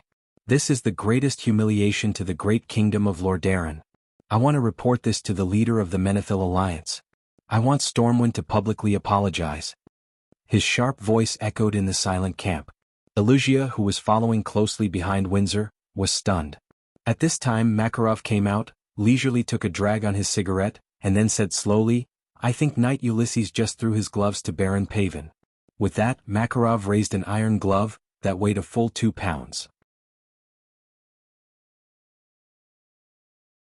Chapter 497. You call this a fucking glove? Even a lighter rapier is not as heavy as this thing. A glove is a glove, and a gauntlet is still a gauntlet.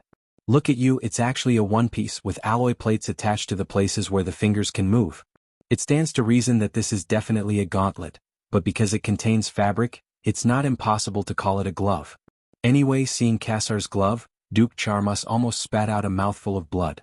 He trembled and scolded angrily, "You're quibbling. First, a glove is not like this. Second, how do you explain Baron Pavan's face full of scars? Cassar has really been led astray by Duque. As the captain of Duque's knights, from the moment he took the oath, his future was tied to Duque's. He strictly remembered Duque's instructions before he left, and activated his acting mode that barely reached the Oscar level. First, I swear in the name of my master Duke Marcus, that this is definitely a glove. Second, I just threw the glove on Baron Pavan's face. You're just like this."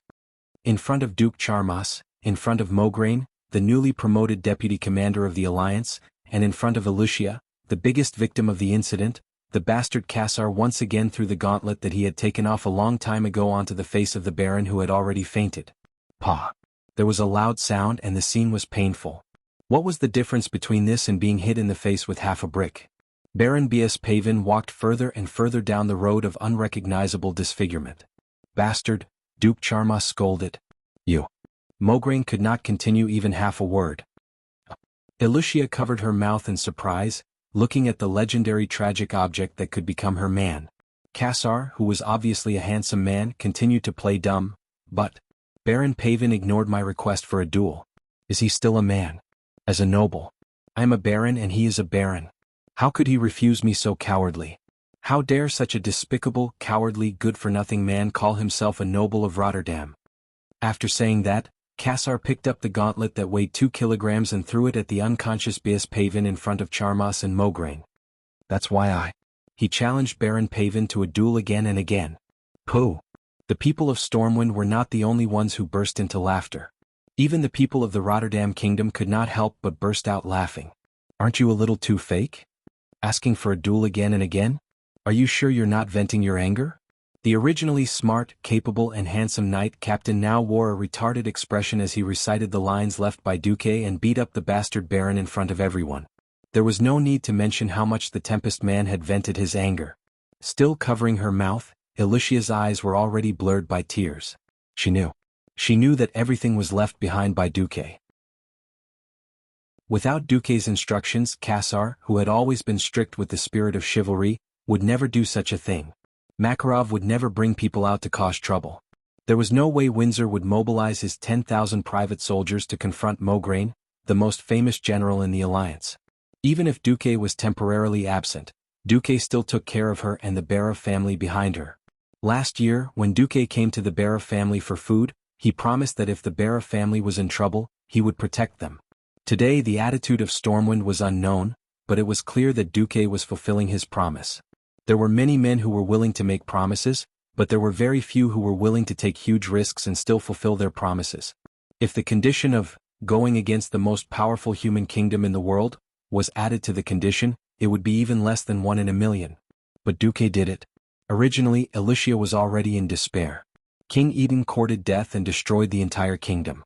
Without a kingdom, all the nobles were like castles on the beach. They looked magnificent, but when the waves came they would collapse. 2 disappointing younger brothers first betrayed the alliance and then disappeared. Who knew how the Barra family would be dealt with after the war? Think about it, even General Haas, who did not participate in the rebellion, led his soldiers to become cannon fodder. The once incomparably noble Barra family was now just an empty shell, mercilessly squeezed out of money and resources. In the past, those who dared to propose were either dukes or at least the first in line to the Grand Duke's throne.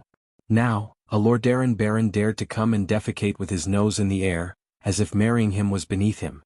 Her best friend in Lordaeron secretly wrote a letter to her, asking her to accept this humiliating marriage.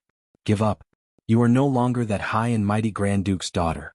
Alterac has not yet fallen, but it's not far from it. A fallen king will not have a good ending, and a fallen noble will not have a good ending either. In history, many men who participated in the rebellion were hanged, and many daughters who were implicated became the victor's playthings, dying with hatred. To be honest, on the day of Alterac's incident, Wuxia had a premonition that this would happen. However, at that time, Duque was there to support her heart, opening his broad chest to become her, and even the entire Barra family's safe harbor.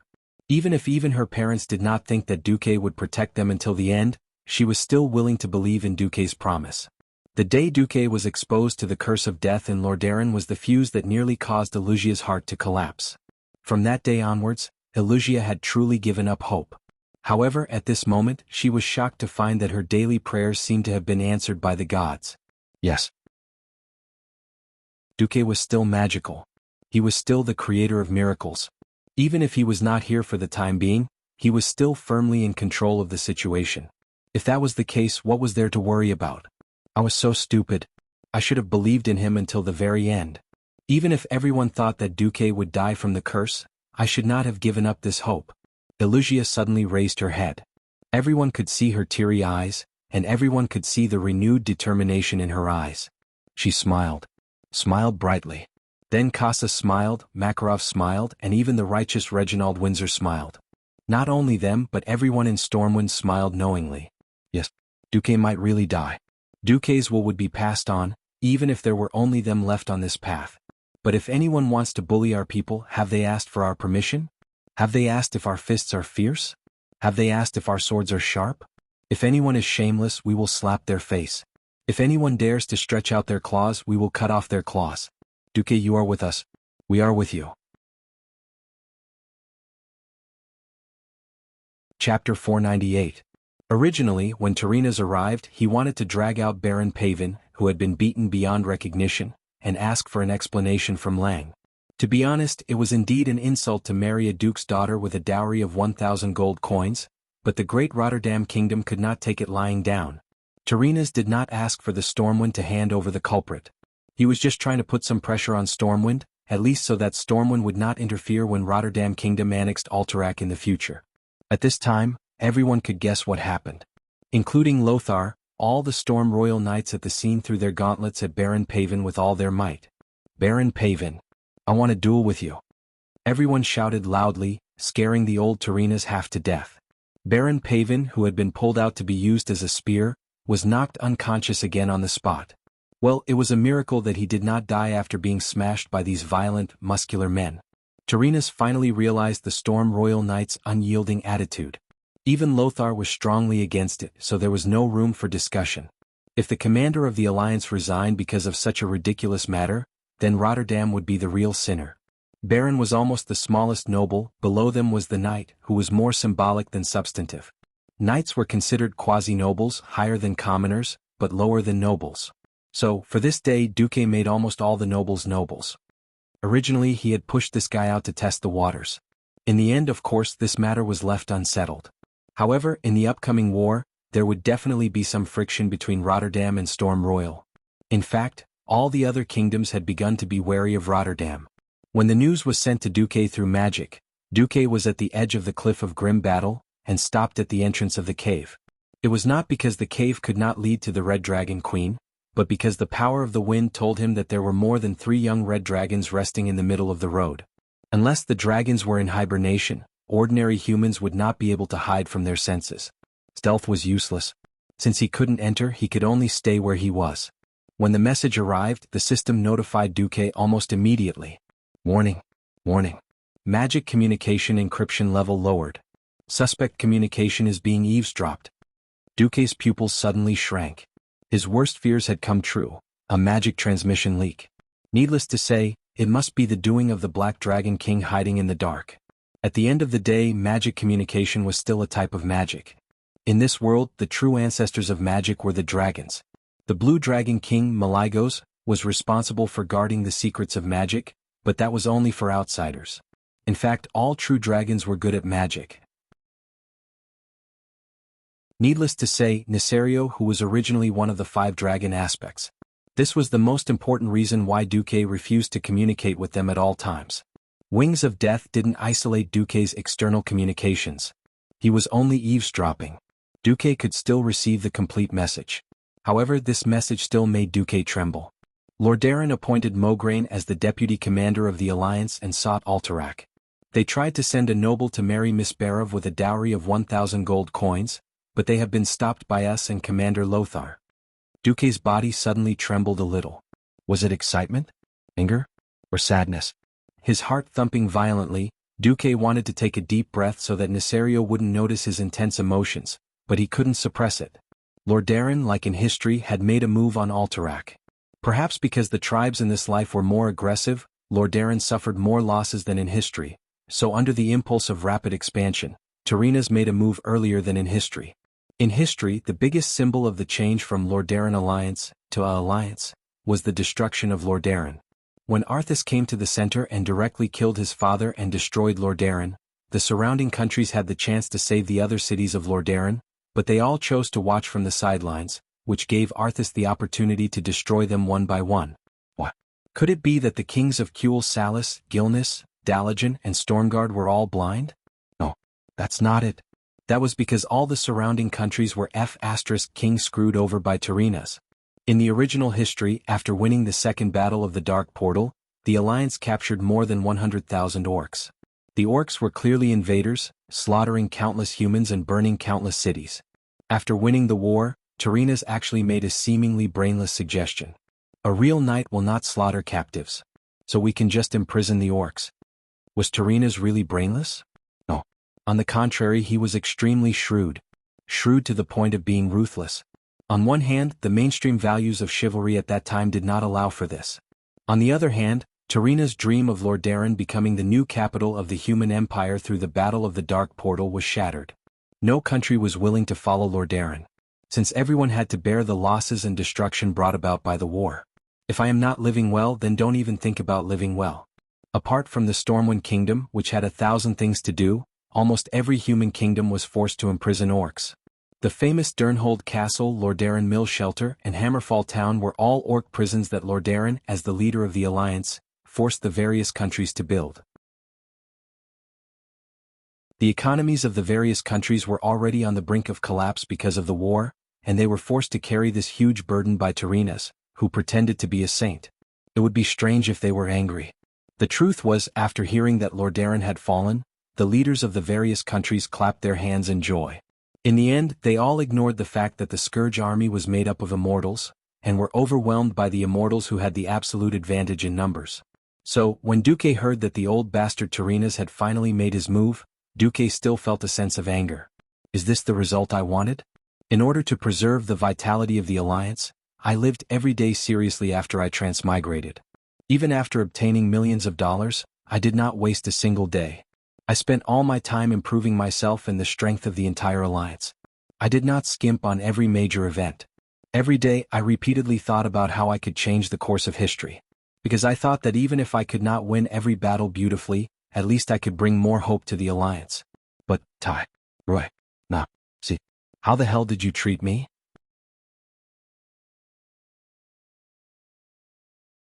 Chapter 499. I'm working hard for the Alliance, coordinating with so many kingdoms day and night. I'm in charge of war, logistics, diplomacy, and coordination. Your hometown Lordaeron was almost raided and I had to bring people to save you. Now they had finally turned from defense to offense, and there was a glimmer of hope for victory. I'm not dead yet. You're already targeting my people? Tarina's Menethil. I'll F***ck your 18 generations of ancestors, and then F***ck your 18 generations of descendants. Duque gritted his teeth, his chest rising and falling rapidly. His arms trembled from the excessive force, and his nails dug deep into his palms. There was a famous saying in World of Warcraft, "Don't be afraid of a godlike boss, but be afraid of a pig-like teammate." But there was another kind of person who was even more disgusting than a pig-like teammate: traitor. Yes. In Duke's eyes, Tarina's was a ruthless man. Traitor. The Virgin Mary in disguise. Duque could not stop Aiden Piraeus from seeking death. But he had already expressed his desire to protect the Bara family. Now, before Duque had even received the news that he was dead, Tarina's had already regarded Duque as a dead man, and began to seize power to pave the way for the rise of Lordaeron. Duque really wanted to open a portal and go back. He said to Tarina's, the sun is so bright tonight. What? You're asking me why there's sun at night? Simple. Because Tarina's, you son of a bitch, are blind. You can't see the situation and you can't see the future, yet you're sitting in the highest position. You trash. Your heart is as black as the darkest night. Duque suddenly ran out of the cave and laughed wildly on the mountainside. His laughter was carried far away by the strong wind. At first, Duke was still thinking that he should stop Tarina's precious son, Arthas, from killing his own father since he was familiar with history. For some inexplicable reason, Duque was suddenly filled with a strong desire to see Arthas commit patricide. That old bastard's shocked and terrified expression must be great. Ooh, looks like you really want me dead. But I won't. Duque's eyes suddenly became firm and determined.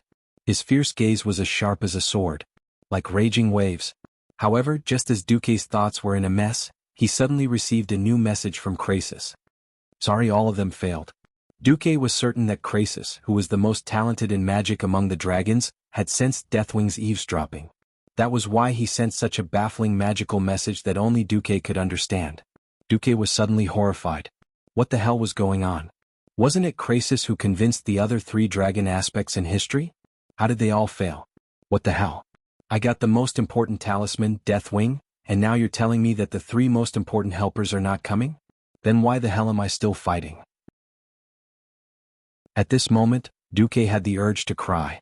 That's right, a man does not easily shed tears. But now he felt so bad that he wanted to cry. Is this the so-called despair? No, definitely not. I, Duque, am the man who will become an archmage in Azeroth. If that useless Krasus can't handle the 3 dragon aspects, then I'll go there myself. Although it was a trip, Duque did not have the time to go to another continent to find Blue Dragon King Malygos, nor did he have the time to go to the Cavern of Time in the desert to find Nozdormu. Duque's only chance was the Green Dragon Queen Isera, who was hiding in the Emerald Dream. Isera, the Emerald Dream she guarded, was the reflection of Azeroth in the dream. Everything that happened in the Emerald Dream and in reality would affect each other. In theory, it was easy to find Isera as long as you dreamed and then contacted her in the dream. In practice, it was impossible to attract Isera's attention unless it was an extraordinary dream constructed with extremely strong mental power. Duque hid back in the cave in a concave not far from the cave entrance. He sealed his body with ice to ensure that the changes in his breath would not be noticed by Deathwing. After instructing the system elf to maintain the monitoring of the Deathwing talisman, Duque took out a bottle of potion from the storage space. It was a black bottle. After pasting a special label on it and placing it in the designated place, he quickly found it. This thing was called Death Dream. Even in Karazhan's laboratory, it was regarded as a taboo by Medivh, and it was the most strictly guarded and labeled as the most dangerous. Just 3 drops of this venom on the tip of the arrow killed Manta, the King of the Abyss. Just 3 drops were enough to kill an existence that was 10 times the size and strength of a giant dragon.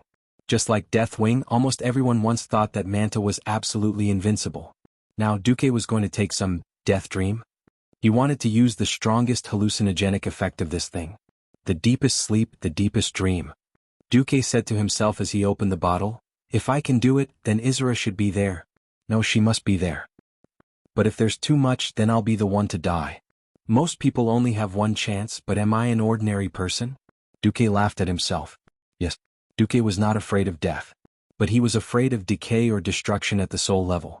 The curse that Sargeras used before he knelt down was of this level. Compared to the slow countdown of death like a frog being boiled in warm water, Duque was more willing to take a gamble. How many gambles were there in life?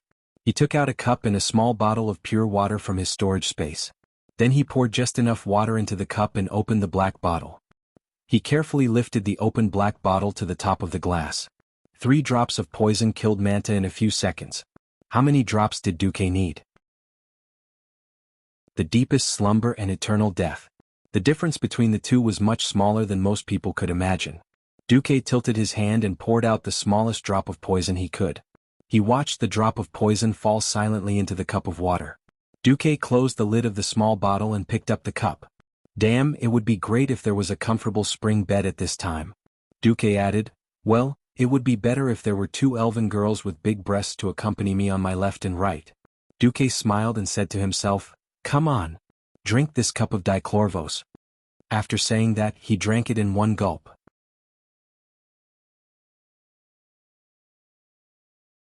Chapter 500. The gale howled in the pale sky, and countless misty grayish-white drifted erratically in front of the towering grim battle fortress. The grayish-white that symbolized death filled every corner of his field of vision. It was like watching an old black-and-white movie. A familiar yet unfamiliar chill ran through his body.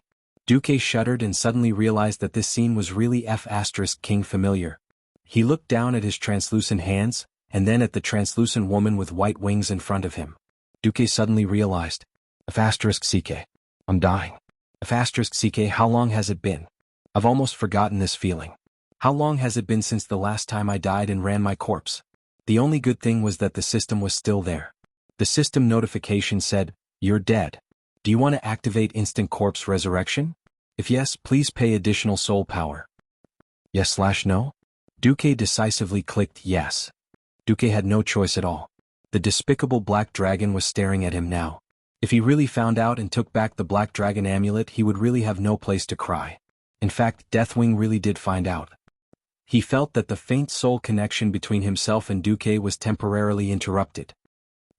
Nesario, who had transformed into his human form and was hiding at the foot of the mountain, frowned. However, in the next moment he found that the soul connection was restored. There was no mistake. Could it be that I'm too close to the demon's soul, causing problems with my perception? After thinking about it, the demon's soul refused to be touched by any dragon. In order to prevent him from interfering again, the seal that the 4 bastards put on was quite terrifying. He was not afraid of going up against the 4 guys who did not have full strength, but he was afraid of encountering the demon's soul. The backlash of the demon's soul on the entire dragon race was no laughing matter. On the other side in the ice, Duque panted heavily. Looking at the black dragon amulet in his hand, Duque was speechless for a long time. *CK. It's too much and I died. Duque smiled bitterly. If it wasn't for the soul force that Medivh had left for him, he would have turned to dust after enduring for 14 days. Alright. I'll take a smaller portion this time. Duque used half of the amount from last time and drank it with water. This time it wasn't the fairy sister, whose vision went dark and she directly saw the grave. Instead, it was a faintly discernible murmur that sounded like the wind, but also like some kind of love-action movie. Duque felt unwell. Because he recognized that this was Aurelia's purposely suppressed moaning when he stabbed her in the back. The scene in front of him instantly changed. Duque was dreaming, and it was the most intense kind. Aurelia was not a gentle woman. She was independent, strong-willed, determined, and courageous. Especially now that they were facing a great enemy, Aurelia was even more focused on taking revenge on the tribe. She couldn't understand how hot-blooded a young human male with the body of a little over 16 years old could be. It couldn't be helped. Even if humans and elves had similar styles, there were still differences between them. In fact, after that night she didn't have much time with Duque. Plus, Duque was a transmigrator who had graduated from an engineering university. Engineering. It was good enough to see a female. That was the grave of a male. That was the place where Saos competed with Diaochan. As a result, Duque had actually accumulated a lot of pressure. There were a few times when Duque almost couldn't take it anymore. For a moment he wanted to make a move on the cabbages beside him like Vanessa or Lucia.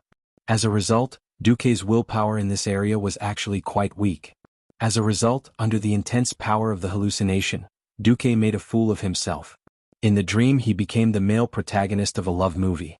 His opponents were the beauties he had met after he transmigrated. If he was the only one talking in his sleep, then it would be fine. But the bad thing was that 3 kilometers away from him, the third sister of the Windrunner family was eavesdropping.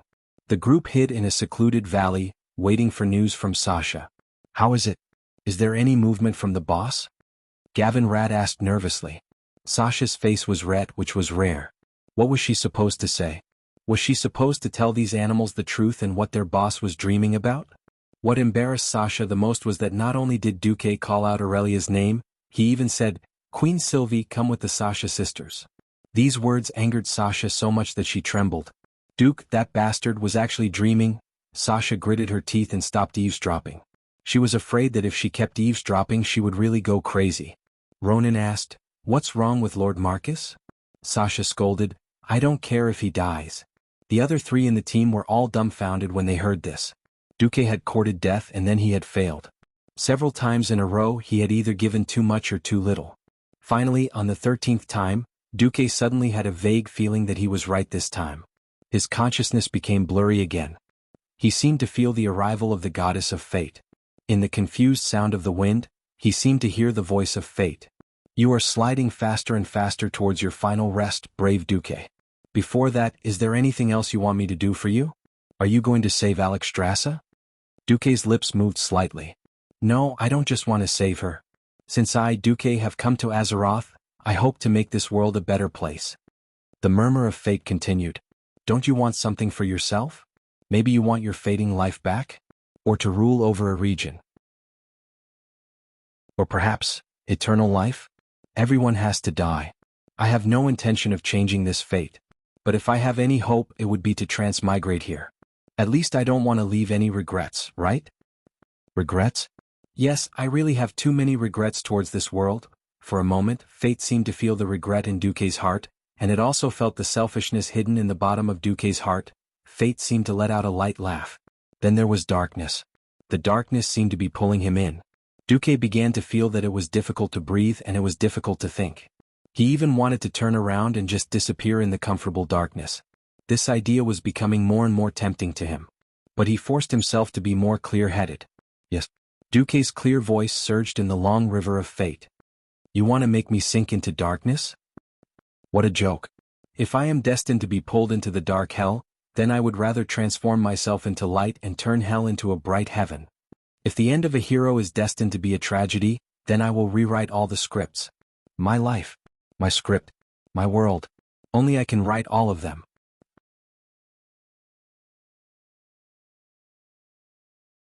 Chapter 501. Was it a cry? A roar? A roar at the end of his road? Or the voice of despair? Duque couldn't tell. He didn't want to tell. He wanted to vent. He wanted to change everything. Was a deviation of 21% enough? If it wasn't enough, I'll help you increase it to 100%, 200%, 1000%. Today I'll help you increase Nesario to Baldi, and tomorrow to Elated. *CK. I don't believe it. Is power really everything? Is fate really unshakable? No, never. Everyone has the right to dream. I've sacrificed so much. I've changed this world so much. Why am I not qualified to break fate and turn dreams into reality? In a domain that Duque couldn't see, with his soul as the center, a wave of strange ripples spread out. In the calm spiritual world, a gust of wind began to stir. It set off monstrous waves and it stirred up every dream. Many images came rushing at him, but they weren't his dreams. They were other people's dreams. At this moment, Duque saw humans, elves, dwarves, and even orcs and goblins as well as their wishes and requests. He endured the pain of their nightmares and tasted their sweet feelings. If Duque's previous memories could produce dreams with a capacity of 10 terabytes, then the dreams he was stirring now had a capacity of billions, trillions. There were clearly countless dreamscapes, but Duque's dream of destiny stood out from the countless dreamscapes, struggling to move forward, leaving all the other dreamscapes behind. Ah! This was a cry that transcended the mortal world. Ah! This was a cry that shook the dream world. Ah! This was a roar that shook the river of fate. Every time this voice seemed to reach its peak and could no longer go higher, it was as if a higher mountain would appear for it to surpass, for it to step on as proof that it had surpassed it. Countless dreams began to resonate with Duque's dream, emitting the strongest sound that could spread throughout the entire dream world. Suddenly, Duque felt himself being pulled up and pulled to a place full of light and color. Almost at the same time, his heavy breathing became smoother, and his frozen and sluggish thoughts became smoother. He didn't open his eyes, but he felt like he was immersed in a green, dazed world. In the flowing green space, another illusion appeared. Unlike the other chaotic images around it, it maintained its shape and continued to grow, completely overshadowing the tiny figure in the mage robe. That's right. Compared to the existence in front of him, Duque was incomparably small. An elegant giant dragon appeared. It seemed both real and illusory. She stretched out her wings as if she had just woken up. Her body was cloaked in the pale green of the forest at dusk. Duque raised his head, thinking that he would meet her eyes, but he found that her eyes seemed to be asleep. However, he did not doubt that the Lady of Dreams could sense his presence. The corners of the green dragon's mouth curled up slightly, showing an extremely gentle curve for a dragon. You didn't hesitate to dream of death, just to see me? It seems like you want to sacrifice yourself to change your fate? Fate is not as easy to change as you think. Besides, I won't let you make such a sacrifice, Duke Marcus. From the day you descended into this world and entered my domain, you have always been the person in my dream that I am most interested in. The most charming person in my dream, as a legendary dragon aspect who had guarded the Emerald Dream for countless years. What kind of dream had Isra not seen? Monotonous dreams, shallow dreams which made Isra feel bored. She didn't want exciting dreams, but at least something fresh was good. Duque's dream entered Isra's vision by chance. That was only at the level of attention, far from the level of her appearance. However, today was different. The dream that was strong enough to change millions of people and tens of millions of living beings deeply attracted her, which was why she appeared. Seeing Isra's arrival, Duque seemed to instinctively want to stand on the ground, or rather find a place to stand. However, from the beginning the ground around Duque wasn't real.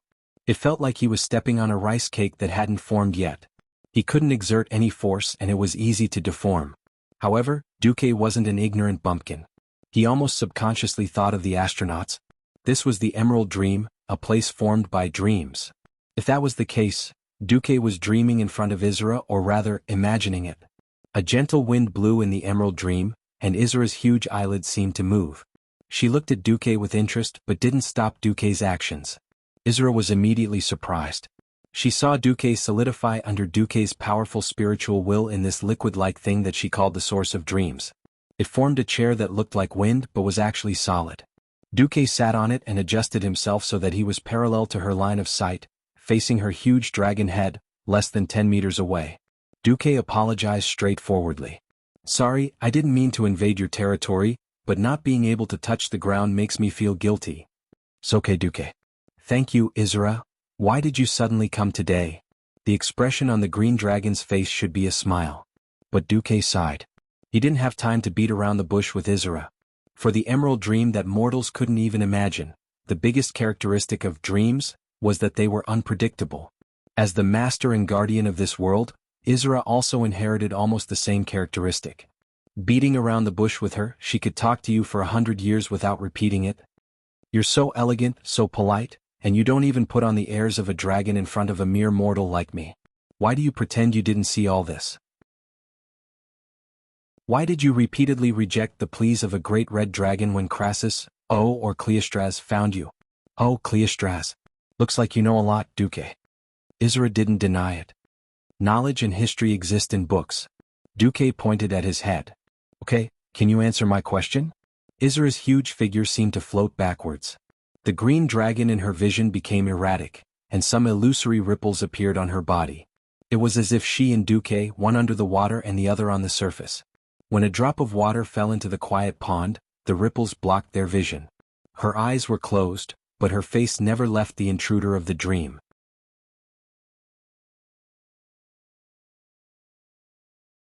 Chapter 502. Why turn a blind eye? It's not that simple to save Alexstrasza. And I can feel Nesario lurking near her. If I force myself to fight Nesario, the price I might have to pay. Even I don't know if it's worth it. If even I fall, that will be the day the Emerald Dream collapses.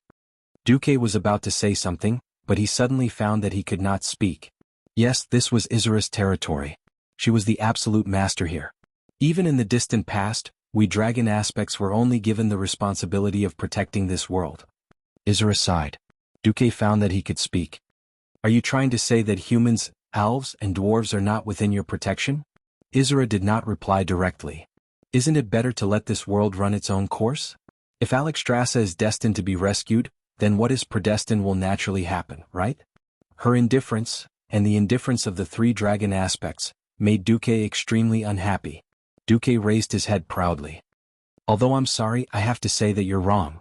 Fate has its own trajectory, but it will never remain the same. There is no predestined death, nor is there a predestined failure. If every existence were to hide and dream like you when faced with a choice, that would be a natural failure.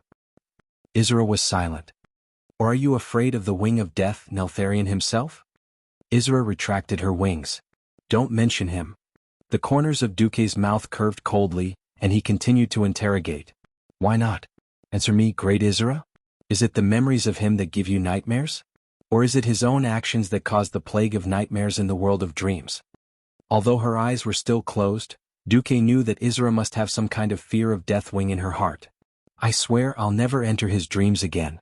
He is probably the only character who is more terrifying in his dreams than when he is awake. If Krasis heard Izura's words, the red dragon would probably be dumbfounded. But Duke knew very well why this was the case. After the ancient god Enzos used the whispers of the ancient god to drive Nesario crazy, Nesario had actually been suffering from severe schizophrenia for a long time. Reason with a lunatic? That's really he. Duque did not care about Izura's psychological trauma towards Nesario at all. He was only focused on one thing from the beginning to the end, whether he could summon the three ancient dragons to fight Deathwing to the death. This was not an easy task. Firstly, the demon soul had taken away their strength. Although they wouldn't be reduced to such a state, their strength would still be reduced by 50%. Secondly, Duque could clearly see that these fellows were only willing to guard their own land after 10,000 years had passed since the era of the dragons. The Blue Dragon King, Malygos, had become mentally ill because the Blue Dragon army had been wiped out and his wife had died. The Bronze Dragon King, Nozdormu, was only willing to focus on his collection every day. He had become a shut-in. The Green Dragon Queen, Izura, was already considered easy to talk to. Duque raised his head high. You're afraid of Nesario, but you and your race still haven't given up on humans, elves and dwarves, haven't you? Even if you're afraid, you're still looking for a way to destroy Nesario, aren't you? Izura sighed. So what? Even if I drag Nesario into the Emerald Dream, I can't destroy him. Even in my domain there are limits. Duque's voice became clearer and louder. What you can't do doesn't mean that others and other races can't do it. In this world, humans are indeed a new race. But so what? Haven't we created enough miracles? Haven't humans realized those seemingly absurd dreams many times? Since you think you can't do it, why don't you dare to give it a try and let me rewrite your destiny for you? The Green Dragon Queen's huge body trembled. Izura, let me tell you, I've obtained a way to save Alexstrasza. Regardless of whether I can get your help or not, I will persist in fighting Deathwing with her. The only difference between whether you, Malygos, and Nozdormu join us is whether we can take this opportunity to deal a heavy blow to Deathwing. Just because you don't dare doesn't mean that the other dragon aspects don't dare. Help me contact Malygos and Nozdormu. I'll convince them. Duque knew that Izura was still a little lacking in courage, or rather she didn't trust him enough. She silently sensed Duque's mind, or rather, the aura of the dream that only she could taste. You're not lying. Well, if you really want to do that, I'll help you call them. The Dragon of Dreams' body swayed. Duque suddenly found that Izura had changed shape. Standing in front of him was a slender, fair-skinned woman. She was beautiful, but she was as ethereal as air. She wore a silky light green gauze robe, and a veil covered the lower half of her face. To some extent, she reminded Duque of the ethereal goddess in the graveyard. Of course, they were not the same thing. Her eyes were still closed. Suddenly, Izura's eyes opened completely. Duque was stunned. It was a pair of eyes that transcended his understanding. It was full of fantasy colors, as if this pair of eyes belonged to someone he knew, someone he loved deeply. It was also as if this pair of eyes was extremely unfamiliar. It was as if at that moment, Duque lost his ability to distinguish colors, because he actually saw all kinds of colors in Izura's eyes. Blue, green, red, black, gold. There was every color in her eyes. There was also a pair of eyes that seemed to be the reflection of his own eyes. With this shocking opening, Duque found that the space on both sides of him was shaking violently. On the left was the 1,000 miles of ice. In a huge ice cave that was at least a kilometer high, a huge blue dragon with dull eyes was indifferent to everything. If he roared angrily, "Isra, how many times have I said it? Don't peep into my dream." Isra would think that there was a chance. However, this dragon that was always happy now looked like an idiot. It just glanced at Isra and didn't say a word. On the right was the 1,000 miles of yellow sand. In a reddish-brown cave surrounded by golden quicksand and Tanaris, there were countless huge monsters that looked like statues. Suddenly, a sandstorm rolled up, and the yellow sand began to gather, gradually forming a recognizable shape. It was the shape of a dragon.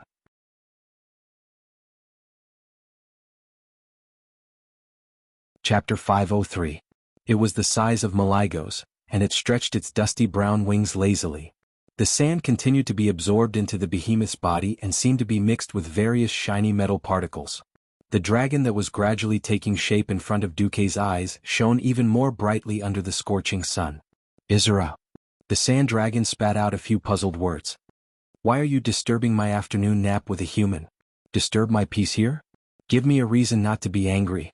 Not enough respect, not even a proper title. Duque ignored the Blue Dragon King and shouted at the Time King, "Nosdormu, I know you can see the past and future of time and space. Well, since you're convinced that your time is eternal, and that Nesario will die and become one of your favorite collections, I'm not going to let you live. Then let me ask you 2 questions. First, do you see yourself falling? Second, do you see my future?"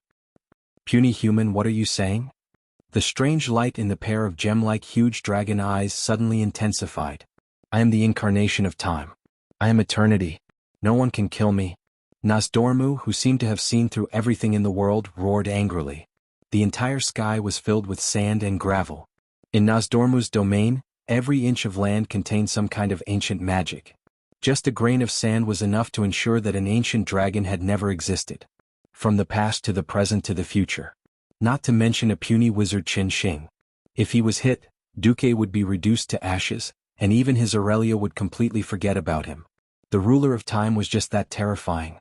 The corners of Duque's eyes twitched, but he had no intention of dodging or defending. It wasn't that he didn't want to, but that he couldn't. Time, space, and fate. These 3 forces were universally acknowledged as unsolvable in countless novels and games. Fighting against it in vain would only make the dragon laugh. That bastard Bronze Dragon King. The power of time is clearly flowing through his body, yet he doesn't care about what happens in the present or the future. The collection meant everything to him. He sent his servants to collect everything, just so he could live in the past, ignoring the present and the future. If he was not scolded awake, the 3 Dragon Kings would not make a move. Then Duque himself would be in danger.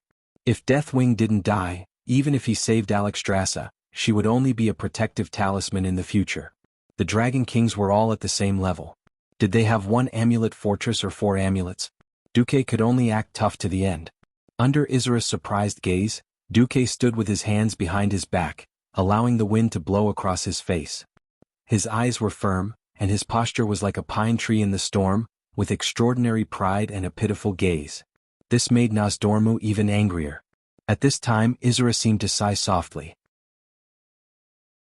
It was hard to tell if it was a sigh or just a snort. Anyway, the whole world shook a little, and then the apocalyptic sand that Nosdormu had stirred up was completely erased. Yes, if wiping the blackboard was as simple as wiping away the chalk on the blackboard.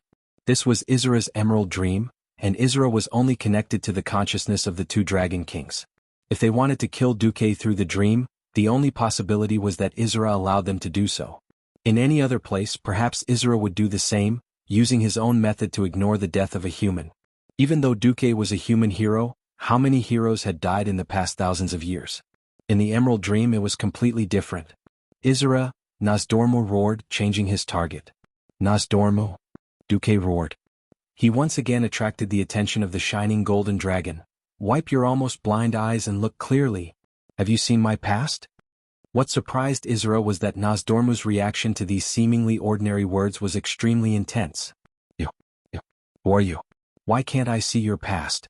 You don't belong to this time? You're not human? Who are you? The golden dragon let out a cry as if it was hurt. At this moment even Maligos, who had been in a daze, seemed to be moved. "I'm here to show you the way. Otherwise you'll be finished in less than 50 years. Duque was speaking the truth. If Duque's knowledge of history was correct, in the future the 5 dragon kings were almost all wiped out, leaving only Alexstrasza.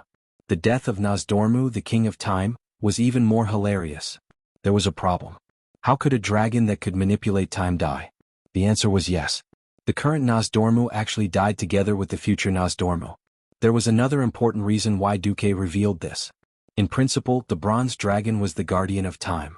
Their duty was to protect the past from being changed, and they also had the power to travel through time.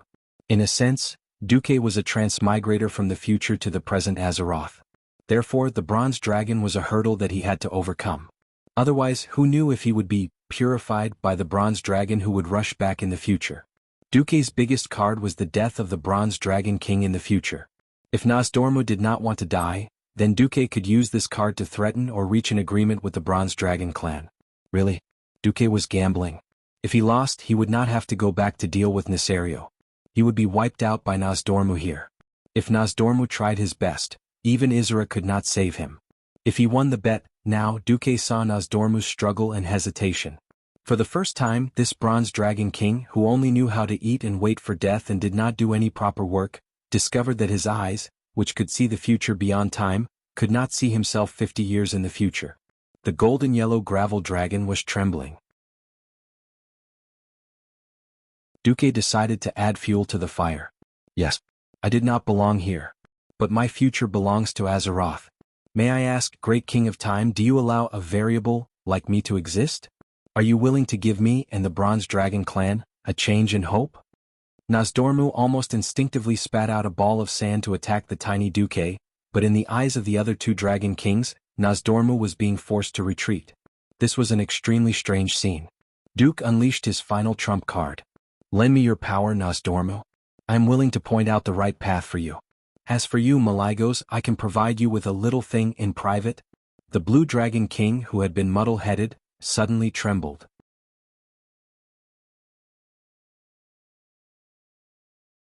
Chapter 504. Duque fell into a strange state of slumber. On the surface he was waiting for the red dragon to leave, but in reality he was still trapped in the Emerald Dream. The red dragon didn't realize this, Nesario didn't realize it, and neither did Sasha and the others who were lurking behind Duque. Almost at the same time, in a Dalajan military camp, a large group of people were busy. It was a huge stone gate. The door was made of purple crystal pillars that conformed to the Dalajan style. Of course, it wasn't as ridiculously huge as the Dark Portal, but it was still one of the best portals in the world. The illusory purplish-blue portal had yet to fully open. When the bystanders looked over, they could only see complete darkness on the other side. Almost 100 Dalajan mages were nervously inspecting every single magical array. The Earth Mage was testing his mana output. The Morning Star Wizard was checking if the structure of the magic formation was complete.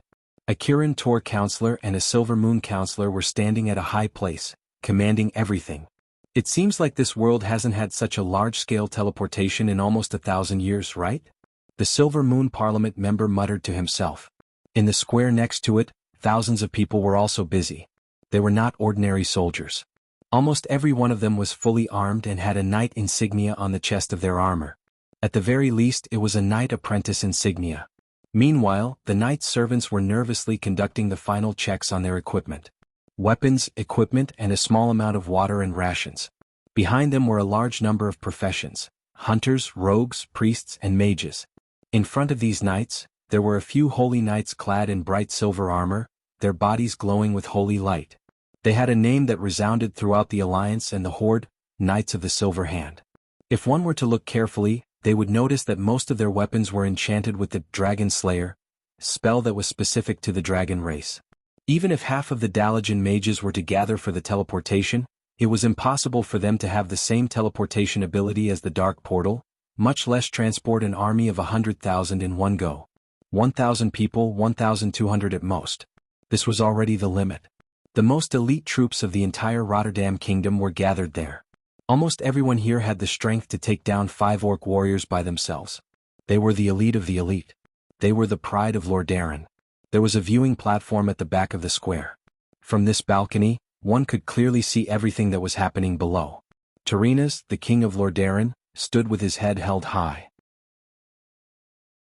He held the king's scepter in his hand and said to Antonidas, "My military advisor told me that even if we were to face 3 ancient dragons at the same time, we would not be able to defeat them. Even this team can fight against him." Antonidas seemed to be thinking about something. After a few seconds he replied, "Your consultant gave you a rather conservative estimate." Tyrrhenus' face was filled with pride. Lordaeron has failed before, but Lordaeron will rise again. Dalin, Xion, Lang and Salas, who were standing near Tyrrhenus, frowned. They could sense that Tyrrhenus had used the word Lordaeron. Even Kale, that's and Cudrin Wildhammer, who were also spectating the ceremony, felt disgusted. Ever since the incident with Lordaeron and Stormwind a few days ago, the kings had become even more vigilant. Everyone knew that Lordaeron was not kind. After they failed to forcefully marry Wuxia, the two countries had a war of words. When Lothar threatened to resign from his position as the commander-in-chief, Tyrrhenus finally gave in. He stripped that guy of his title and demoted him to a knight. He made the Pavin family publicly apologize, and at the same time, pushed the blame onto the messenger. They said that the betrothal gift was actually 100,000 gold coins, not 1,000. They said that the guy's math was taught by a physical education teacher. Anyway, it was a bunch of nonsense that even a child would not believe. As a result, even if Lordaeron and Stormwind did not completely fall out, the seeds of conflict had already been planted. If it was not for the fact that the Horde had occupied the entire southern continent and the earthy highlands, which was the bridgehead in the northern continent, perhaps the alliance would have already begun to split. Everyone knew that Lordaeron was twisted. Perhaps it was because Lordaeron had always been a twisted superpower. It was just that they had not shown it before. Now, Lordaeron refused to form an alliance on the grounds that the raid mission was not suitable for too many countries. In fact, the lineup of Lordaeron was something that all the countries might not be able to come up with even if they sold everything they had. Hence, the kings at the side were extremely conflicted. They hoped that Lordaeron's raid could break the current passive situation of the alliance being beaten up, but they also secretly hoped that Lordaeron would not succeed. After all, once they lost the last trump card, the Red Dragon, the Horde would very likely collapse. They could not imagine how arrogant Lordaeron would be after completing this important turning point of the battle. Of course, this time if Duque was here, he would say that Lordaeron was going to poke a hornet's nest live. Tyrrhenus turned around and opened his arms to the kings. "Did you see that? The elites of Lordaeron are so strong. Did you see that? This is the heroic posture of a sure-win army." The kings saw the almost crazed expression on Tyrrhenus' face.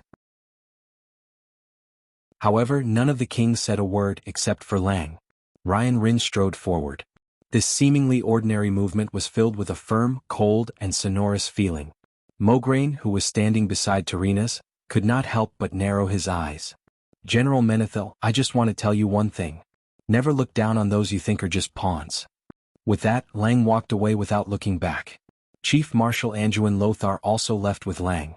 Within the alliance, the way of addressing someone was very vague. To be more intimate, one could call him by his name, adding Your Majesty. For example, normally, Duque preferred to call Tyrrhenus Your Majesty. If it was business, then he would call the other party by their military rank. At this point, all kings were generals. It was not wrong for Lang to call Tyrrhenus that. But this way the relationship between them was very cold. But Lionel was Lionel. Even if he was the ruler of a fallen country, he would definitely not be snubbed. He was asking for it. Lang's public flipping of the table in the political arena made Tyrrhenus' face turn sour. Then Tyrrhenus sneered. "Don't care about him. This is a righteous battle and we will definitely win. If you are ready, please begin, master." Antonidas did not like Tyrrhenus. This was the shamelessness of politics. As one of the countries that had received enough benefits, Antonidas had to fully support this operation. On the surface, this was purely Lordaeron's army. In reality, after the Dalajan received the benefits, they allowed many free mages to sign contracts and transfer to Lordaeron.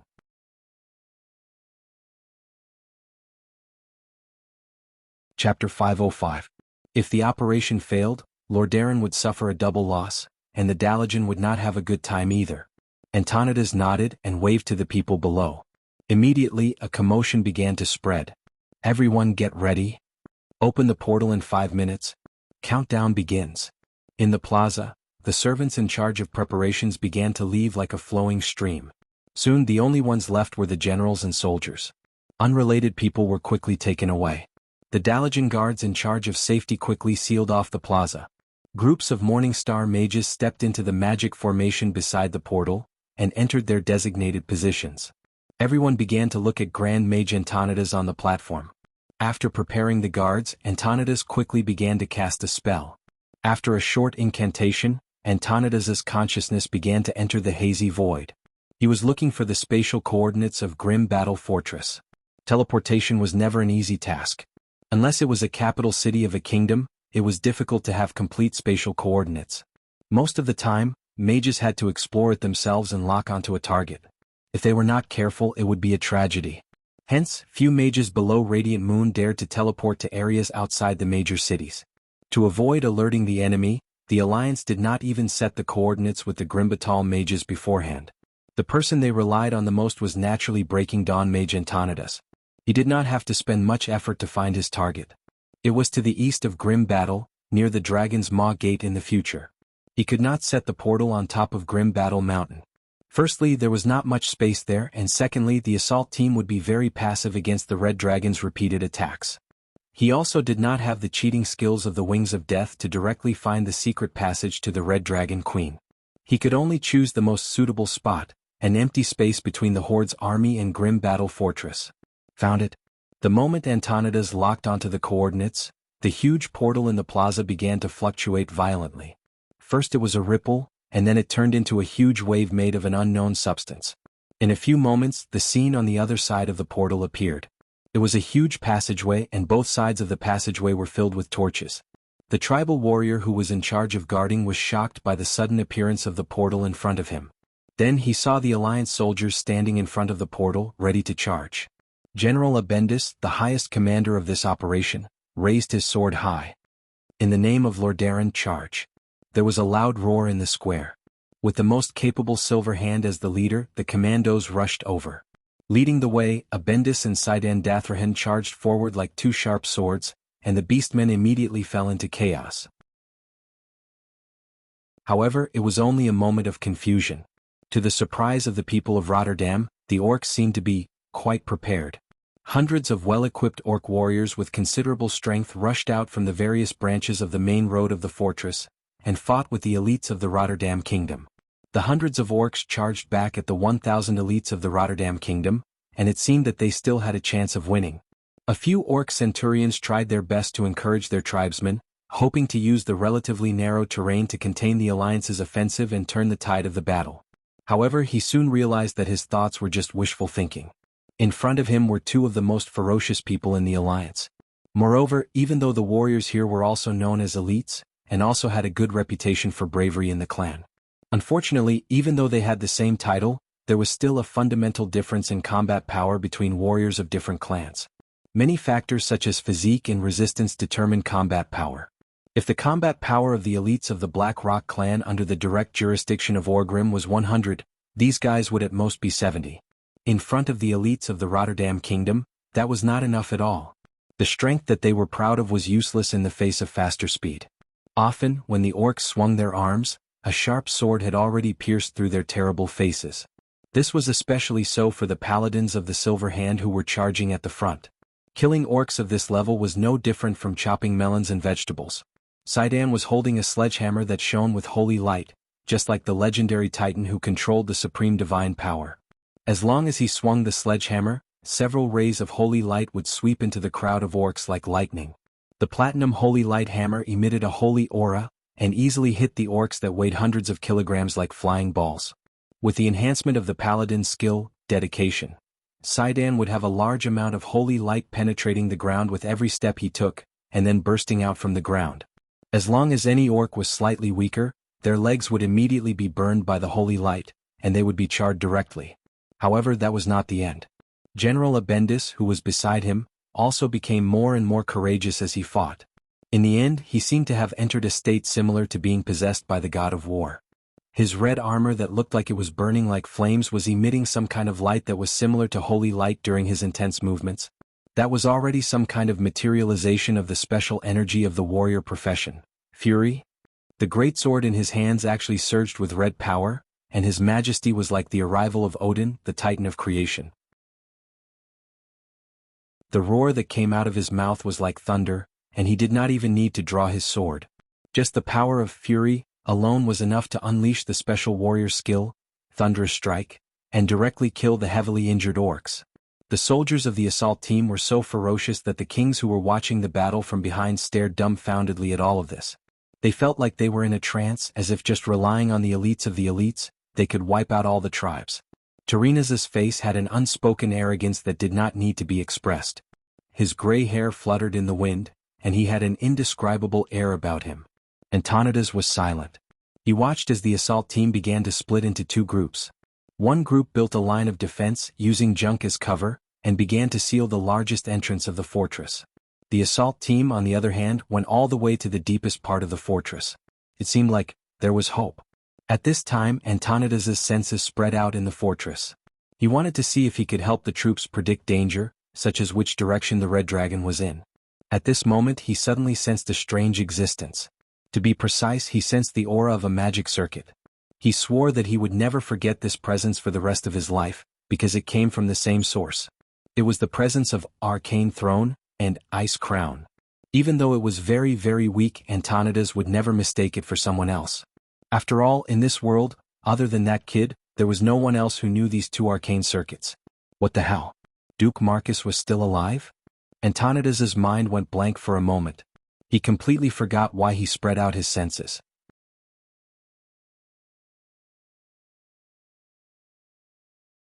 Chapter 506. The people of Lordaeron very quickly ran into trouble. To be honest, this was not their fault. If one disregarded Du's actions, there was no problem with their surprise attack. The fault was that they were at the wrong place at the wrong time and met the wrong people. If they had come a few days earlier, they would have met with the emptiness of grim battle. At that time, the entire fortress only had the chief of the Dragonmaw clan, Zulud. If they had come later, when the tribe had finished adjusting, there would not have been so many gods. But to say that the people of Lordaeron were unlucky was the same thing.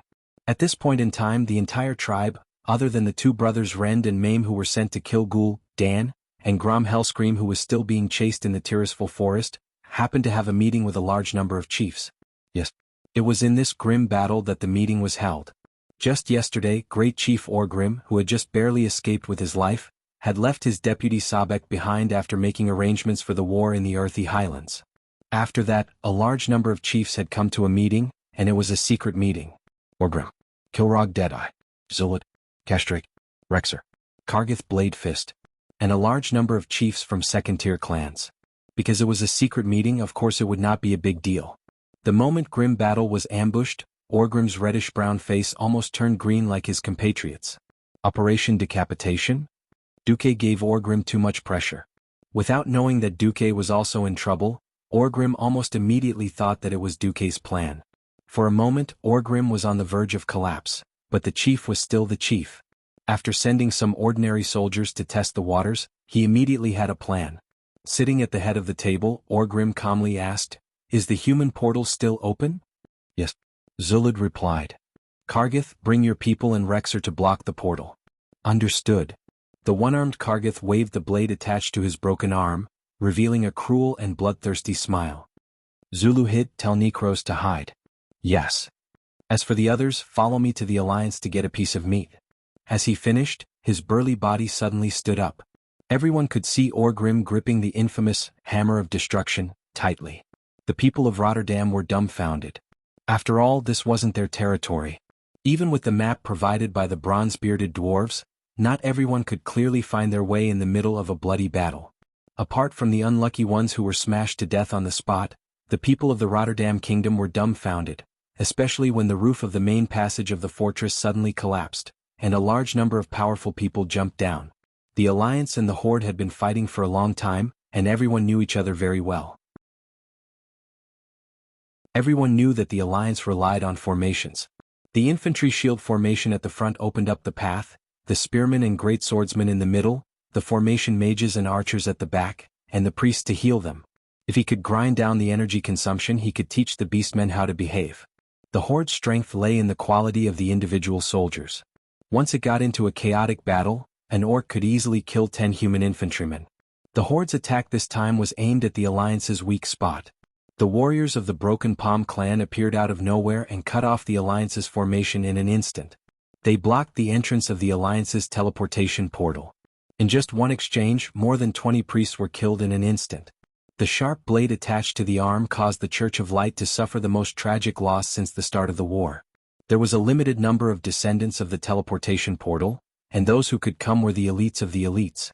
These priests, any one of them was a bishop of a region. Their deaths were definitely a huge loss to the Alliance. Moreover, the Alliance's unique strategy of fight, get injured, recover, fight again, was broken, and the psychological impact on the Alliance's soldiers was definitely huge. Think about it, with these nannies and dads around, as long as they had a breath left, they might be able to be saved. Without them, serious injuries meant death. How could the psychological pressure be the same? Far away in the Dalajan, Terenas, who was sitting on the balcony, saw this and his face turned green. "Master, please hold on for a while. I'm afraid we have to send reinforcements." It was impossible for such a huge operation to not have a backup plan. That was, of course, Uther's silver hand. Almost as soon as he saw that the passage was sealed, Uther had already taken the lead and rushed over. Behind him, Tyrion Fordring also rushed over with his warhammer. Beside them were 50 silver hand paladins. However, as soon as they rushed over, they found that the battlefield was still too narrow. As the gate of a stronghold, the main passage, which was 50 meters wide, was definitely not narrow. But for a battlefield, it was undoubtedly at the level of a narrow path. The two sides fought close to the entrance of the teleportation portal. This time the Alliance suffered a big loss.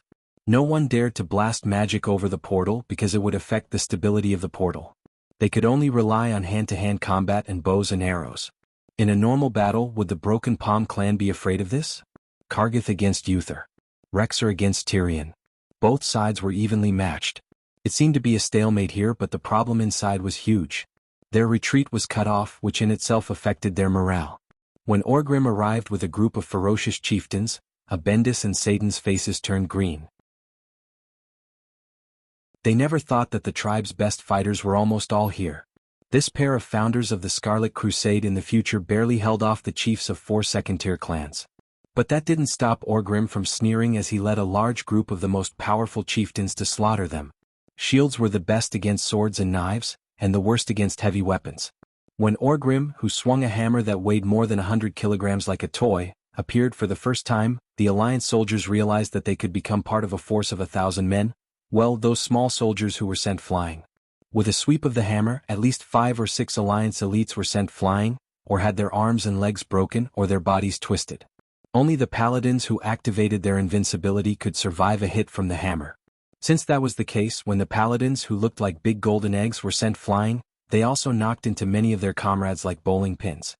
The hammer of destruction, stained with human flesh and bones, was overflowing with ferocity. At this moment, anyone would think that this terrifying hammer was a divine artifact. The Alliance was defeated, and the elite soldiers of Rotterdam were reduced at a speed that could be seen with the naked eye. No, General Abendis was furious. He almost went crazy. After all, those who died were his most elite subordinates. Many of them had followed him for at least 5 years. But now, it was like a sickle cutting the wheat in the field. The grass was being cut. He did not know what was going on, but this time Rotterdam was really in trouble.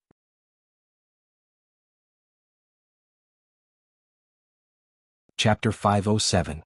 Actually, the people of Rotterdam were very unlucky this time. If Duque had not crossed the wetlands to lure out the wings of death, the 3 young red dragons would not have been killed, and the Dragonmaw clan would not have been so tense. The young red dragons were not just any ordinary people. They were at least as strong as the chiefs in the tribe. It was no wonder the tribe was shocked when 3 of them died in a few days. Without that, Zulud would not have let the 100,000 tribes gather near Grim Battle. There was no need for Orgrim to hold a meeting at the tribe's gathering point. There were many things that were interconnected. Rotterdam, who had rashly intervened for the sake of their reputation, happened to see the 100,000 horses running around, and almost lost all their money. Not only was Orgrim leading the slaughter inside, but the situation outside was not quiet either. Zulud immediately flew his red dragon through the special entrance of the dragon tribe to the entrance below the fortress, and let the dragon breathe dragon breath at the portal. To put it bluntly, the portal was a condensation of magic power. If the brainless orcs used axes and hammers to attack it, even 10,000 people would not be able to do anything. But dragon breath was different. The essence of dragon breath was fire elemental energy. Although enough fire elemental energy would not destroy the portal, it would put a greater burden on it. The mages in the Dalagen were in a difficult situation. Who's attacking the portal?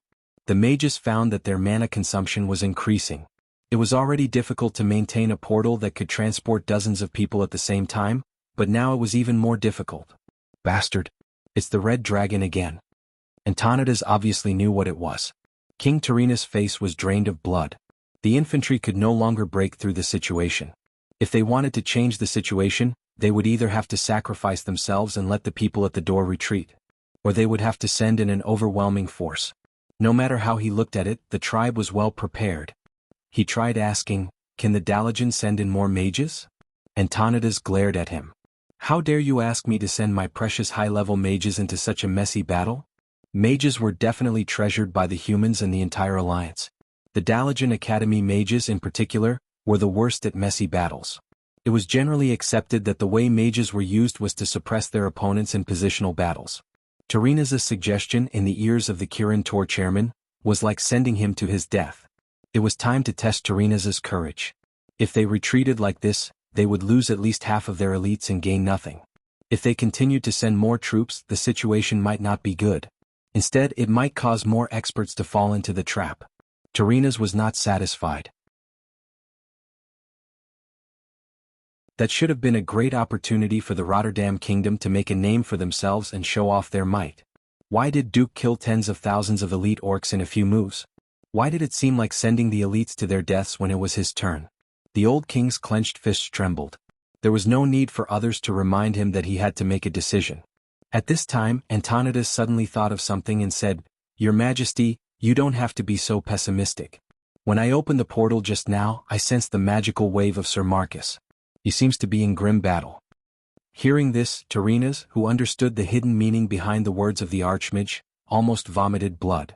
He did not trust Duque and sent over 1,000 elites, but in the end he was just pretending to attack for Duque?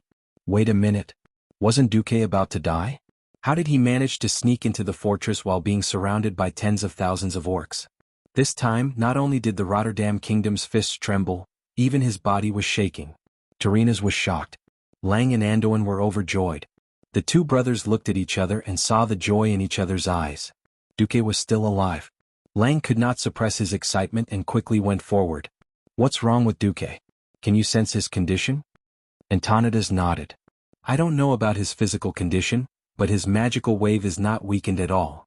Hearing this, all the kings were moved. It did not matter if Duque was about to die or not, at least he could fight. Those who had seen Duque in action knew that Duque could not be considered a Morningstar mage. In group battles he was even crazier than many Radiant Moon mages. Moreover, his various miracles in the past always made people think positively of him.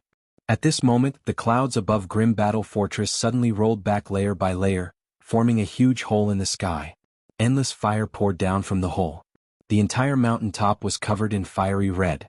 Ancient dragons? Another primordial dragon had arrived at this time? Just how many ancient dragons did the Horde control? How many ancient dragons did they control? Just as everyone's expressions changed again, the scene suddenly changed. No one had expected a gigantic red dragon to launch an attack on the young red dragons hovering in the sky as it descended from the sky. It was not the dragon breath unique to the dragon race, nor was it a melee attack. It was an endless magical attack. Ice, fire, and arcane magic.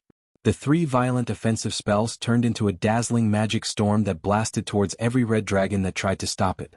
What? Could this red dragon be from the Alliance? Everyone who witnessed this scene was dumbfounded. They couldn't figure out what was going on. Only Antonidas in the Dalagen looked to his side thoughtfully. The Kirin Tor counselors were missing one, Krasis. That's right.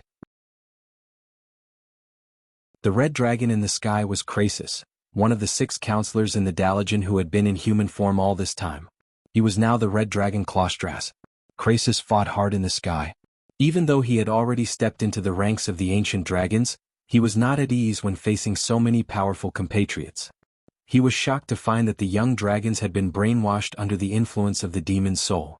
They unconsciously began to agree with the orc's orders. He was cautious when dealing with them, but they surrounded him without hesitation. Krasis gritted his teeth and dodged left and right in the sky. However, at this critical moment he still sent a magical message to someone. Duke Marcus, I don't know what other trump cards you have, but I've used all the tricks I can. The rest is up to you. I'm counting on you. You must save Queen Alexstrasza. At this moment, Duque, who had fallen into a deep sleep at the secret passage of Grim Battle Fortress, suddenly opened his eyes. He replied with a magical message. Wait for me.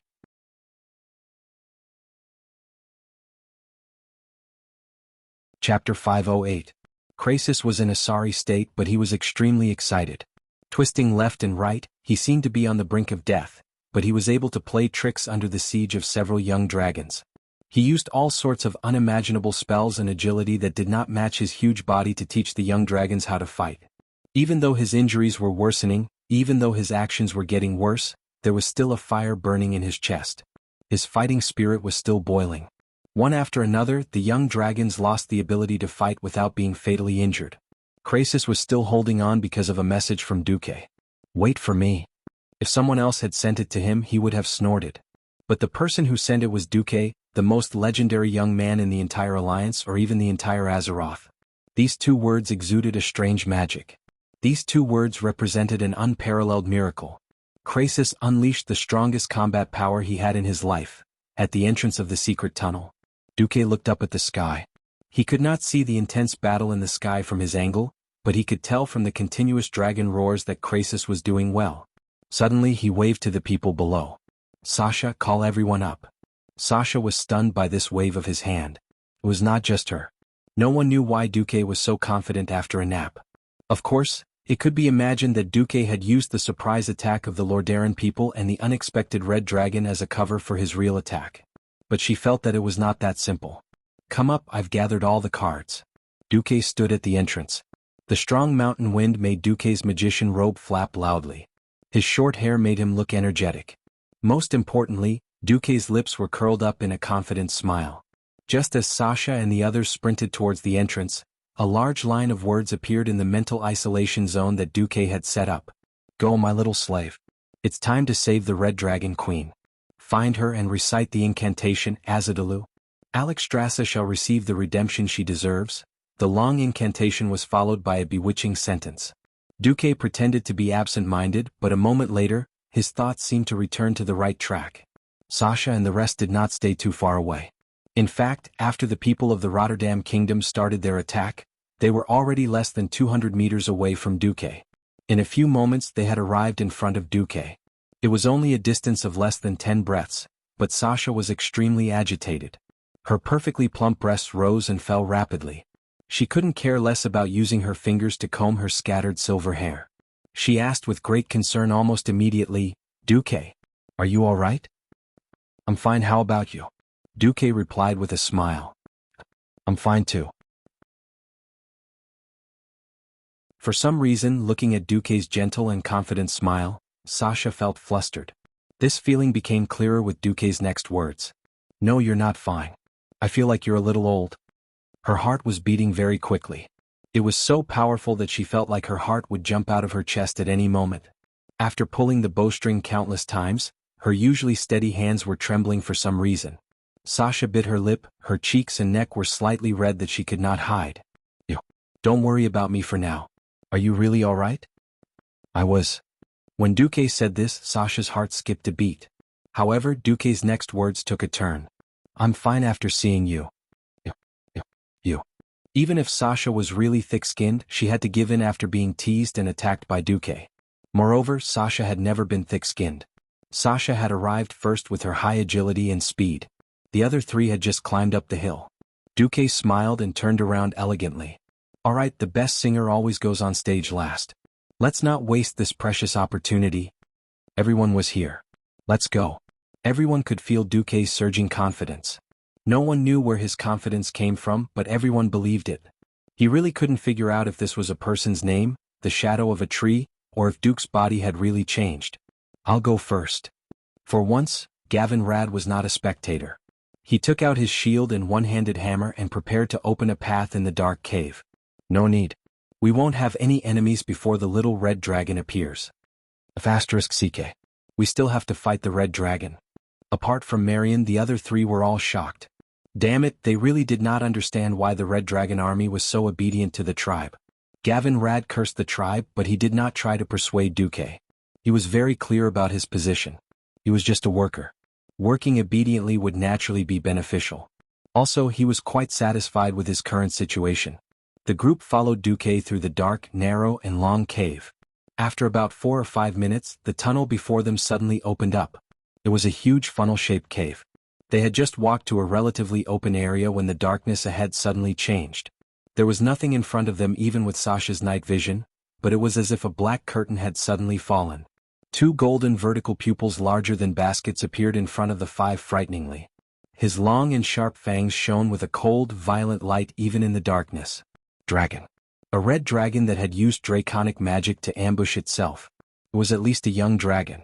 Not only did it fool Duque and Sasha, but it even fooled Marion. The powerful illusion that did not have any magical fluctuations instantly brought the entire team of 5 into its attack range. It smiled slyly.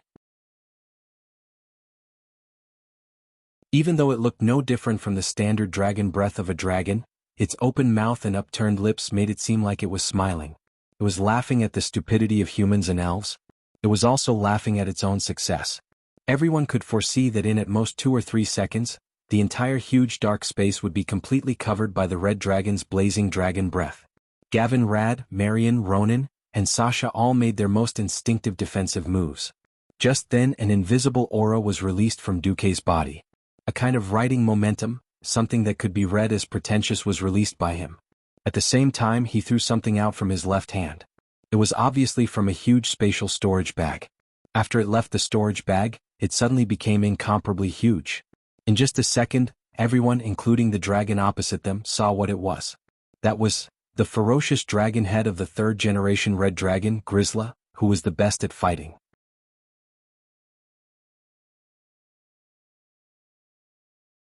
Chapter 509. This scene was very strange but also very funny. The 4 people around Duque were all panicking. They had almost activated their invincibility skills and fridges.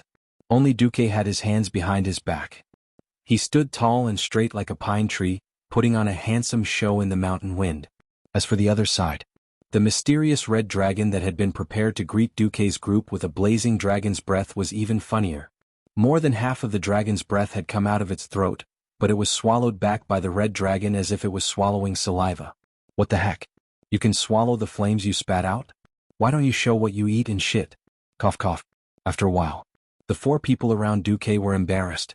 They had thought that there would be a fierce battle. Who knew that after Duque threw out a dragon's head, the red dragon would give up? That's right. It really gave up. Actually, it was not the red dragon's fault. Ancient dragons were not cabbages that could be found anywhere they wanted. Kurtzla was the famous leader of the 3rd generation of dragons in the Red Dragon army. Had he climbed a mountain of swords? Had he seen a pot of boiling oil? Had he seen someone swallow 10,000-year-old ice as ice cream? It did. See, after. That's right. That was what Kurtzla had done. All right, Kurtzla, who didn't believe in superstitions and dared to try anything and kill anything, now had his dragon's head, which was bigger than a small house, appear in front of her. Seeing the arrogant Kurtzla's eyes wide open in anger, it would be strange if the little female dragon did not pee in her pants. Dragon's breath could not be swallowed easily. A large amount of dragon breath could not find a place to vent, and could only come out through the gaps of her teeth and nose, choking her half to death. She was so stunned that she did not dare to spray this dragon breath on Duke. His long snake-like neck quickly turned and spat the dragon's breath to the side. Cough, cough, cough. The little female dragon choked so hard that her tears almost flowed out. Ronan, Sasha, Marion, Gavin Rad, silence. Dead silence. In the huge, dark cave, only the sound of the little female dragon's bitter coughs could be heard. What the hell was this? Sasha and the other 3 looked at Duque with admiration that was beyond reason. Everyone held their breath, waiting to see what Duque would do next. Duque slowly raised his right hand, palm facing upwards. Ronan, where's the little thing Krasis gave you? Give it to me. How did Duque know that Krasis had given him a small talisman? However, he did not hesitate. Duque was the leader of the team. Not only was he the leader of the team, but he was also the leader of half of the alliance. He admired and respected Duke very much, so he didn't hesitate to hand over Krasis's trinket to Duke without the slightest hesitation. Krasis had told him that he couldn't give it to anyone else. Duque took it and casually tossed it away. The silver earring drew a beautiful arc in the air that cut through the darkness. It flew in front of the little female dragon, bounced twice on the ground and stopped moving. The little female dragon finally caught her breath. She looked at the trinket on the ground and was speechless. Of course she knew what the higher-ups meant. Duque's confident voice sounded again. Choose. Become the second Graz or do us a small favor. Duque's lips curled into a sinister smile. He seemed to be waiting for the little female dragon to reject him so that he could publicly slaughter her. Who would have thought that the little female dragon would choose neither? Her huge yellow pupils rolled around as she spoke in the human language. I must be seeing things because I've been on too many missions recently. This won't do. I need to catch up on some sleep while I'm on sentry duty. With that, she swayed her huge body and curled up in a corner of the huge cave like a puppy. She curled up and slept. Yes, I'm sleeping. I didn't see anything. I don't care if you believe it or not, I believe it. That was what the little female dragon was implying. At this moment, the world seemed to fall silent. Windsor and the others were completely speechless. That worked? Was this guy a dragon or a profiteer selling fake goods in the antique market? Duque scared the dragon just like that and it was terrified? Duque, who had retracted his dragon head, should have led everyone over. However, Duque suddenly turned around quickly and took a step towards the little female dragon. His right hand even shone with the light of magic. No matter how you look at it, it looks like Duque is about to make a move. As expected, the little female dragon, who had been pretending to sleep, jumped up. Almost all the scales on her body stood up. She looked like a frightened cat. Who knew that Duque would raise his hand and cast a small illumination spell? Duque looked calm as if he had done nothing. No, I just wanted to ask. Do you know where your queen is trapped? Which path is closer? The little female dragon was aggrieved. The little female dragon wanted to kill someone. Tears almost spurted out of her eyes. I'm a young dragon over 1,000 years old. You can't bully a dragon like this. She cursed Duque's ancestors in her heart and pointed at a cave entrance. Alright, she couldn't even pretend to sleep anymore. The little female dragon could only watch warily as Duque left. The moment they left the dragon cave, the four heaved sighs of relief. Yes. Ronan knelt. Marion knelt. Windsor knelt. Gavin Rad knelt too. Boss, you really scared me to death. I was ready to fight a dragon. Gavin Rad looked like he was wiping sweat, but there wasn't a drop on his forehead. Duque shrugged. You can't. We've all seen this dragon.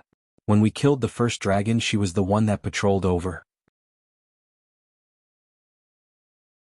She didn't have the courage to fight then and she definitely won't now. Windsor was convinced by Duque's words. Alright, where do we go now? Go down? The others didn't know where to go, but Deathwing did. This guy was extremely annoyed as he muttered silently, directly crossing space and entering Duque's mental isolation layer. It wasn't an exaggeration to say that even if Duque closed his eyes, he wouldn't get lost. Suddenly Duque sighed. He took out a handful of magic crystals from his storage bag and handed them to Ronan. Sir, this is too valuable. Ronan didn't know what to do. First, I need your fighting power. Second, isn't this a good chance to improve your spell casting? Kill all the beastmen you see later. Duque was right. Orgrim couldn't let the Horde's trump card be destroyed by the Alliance just like that. In fact, after leaving the Dragon Cave, Duque's group started encountering large numbers of beastmen guards. Whoosh, whoosh, whoosh. The four of them were dumbfounded as they looked at Duque, who was strolling leisurely in front of the orc guards that kept surging out, as if they had seen a ghost. You're tuning in to the Han Lee's Wuxia Adventures YouTube channel. We're so grateful for your support and don't forget to subscribe to join us on this incredible journey through captivating stories. Your generosity through donations truly makes a world of difference, as it's the primary source of revenue that allows me to expand and enhance this channel for you. Thank you from the bottom of my heart for being a part of this adventure.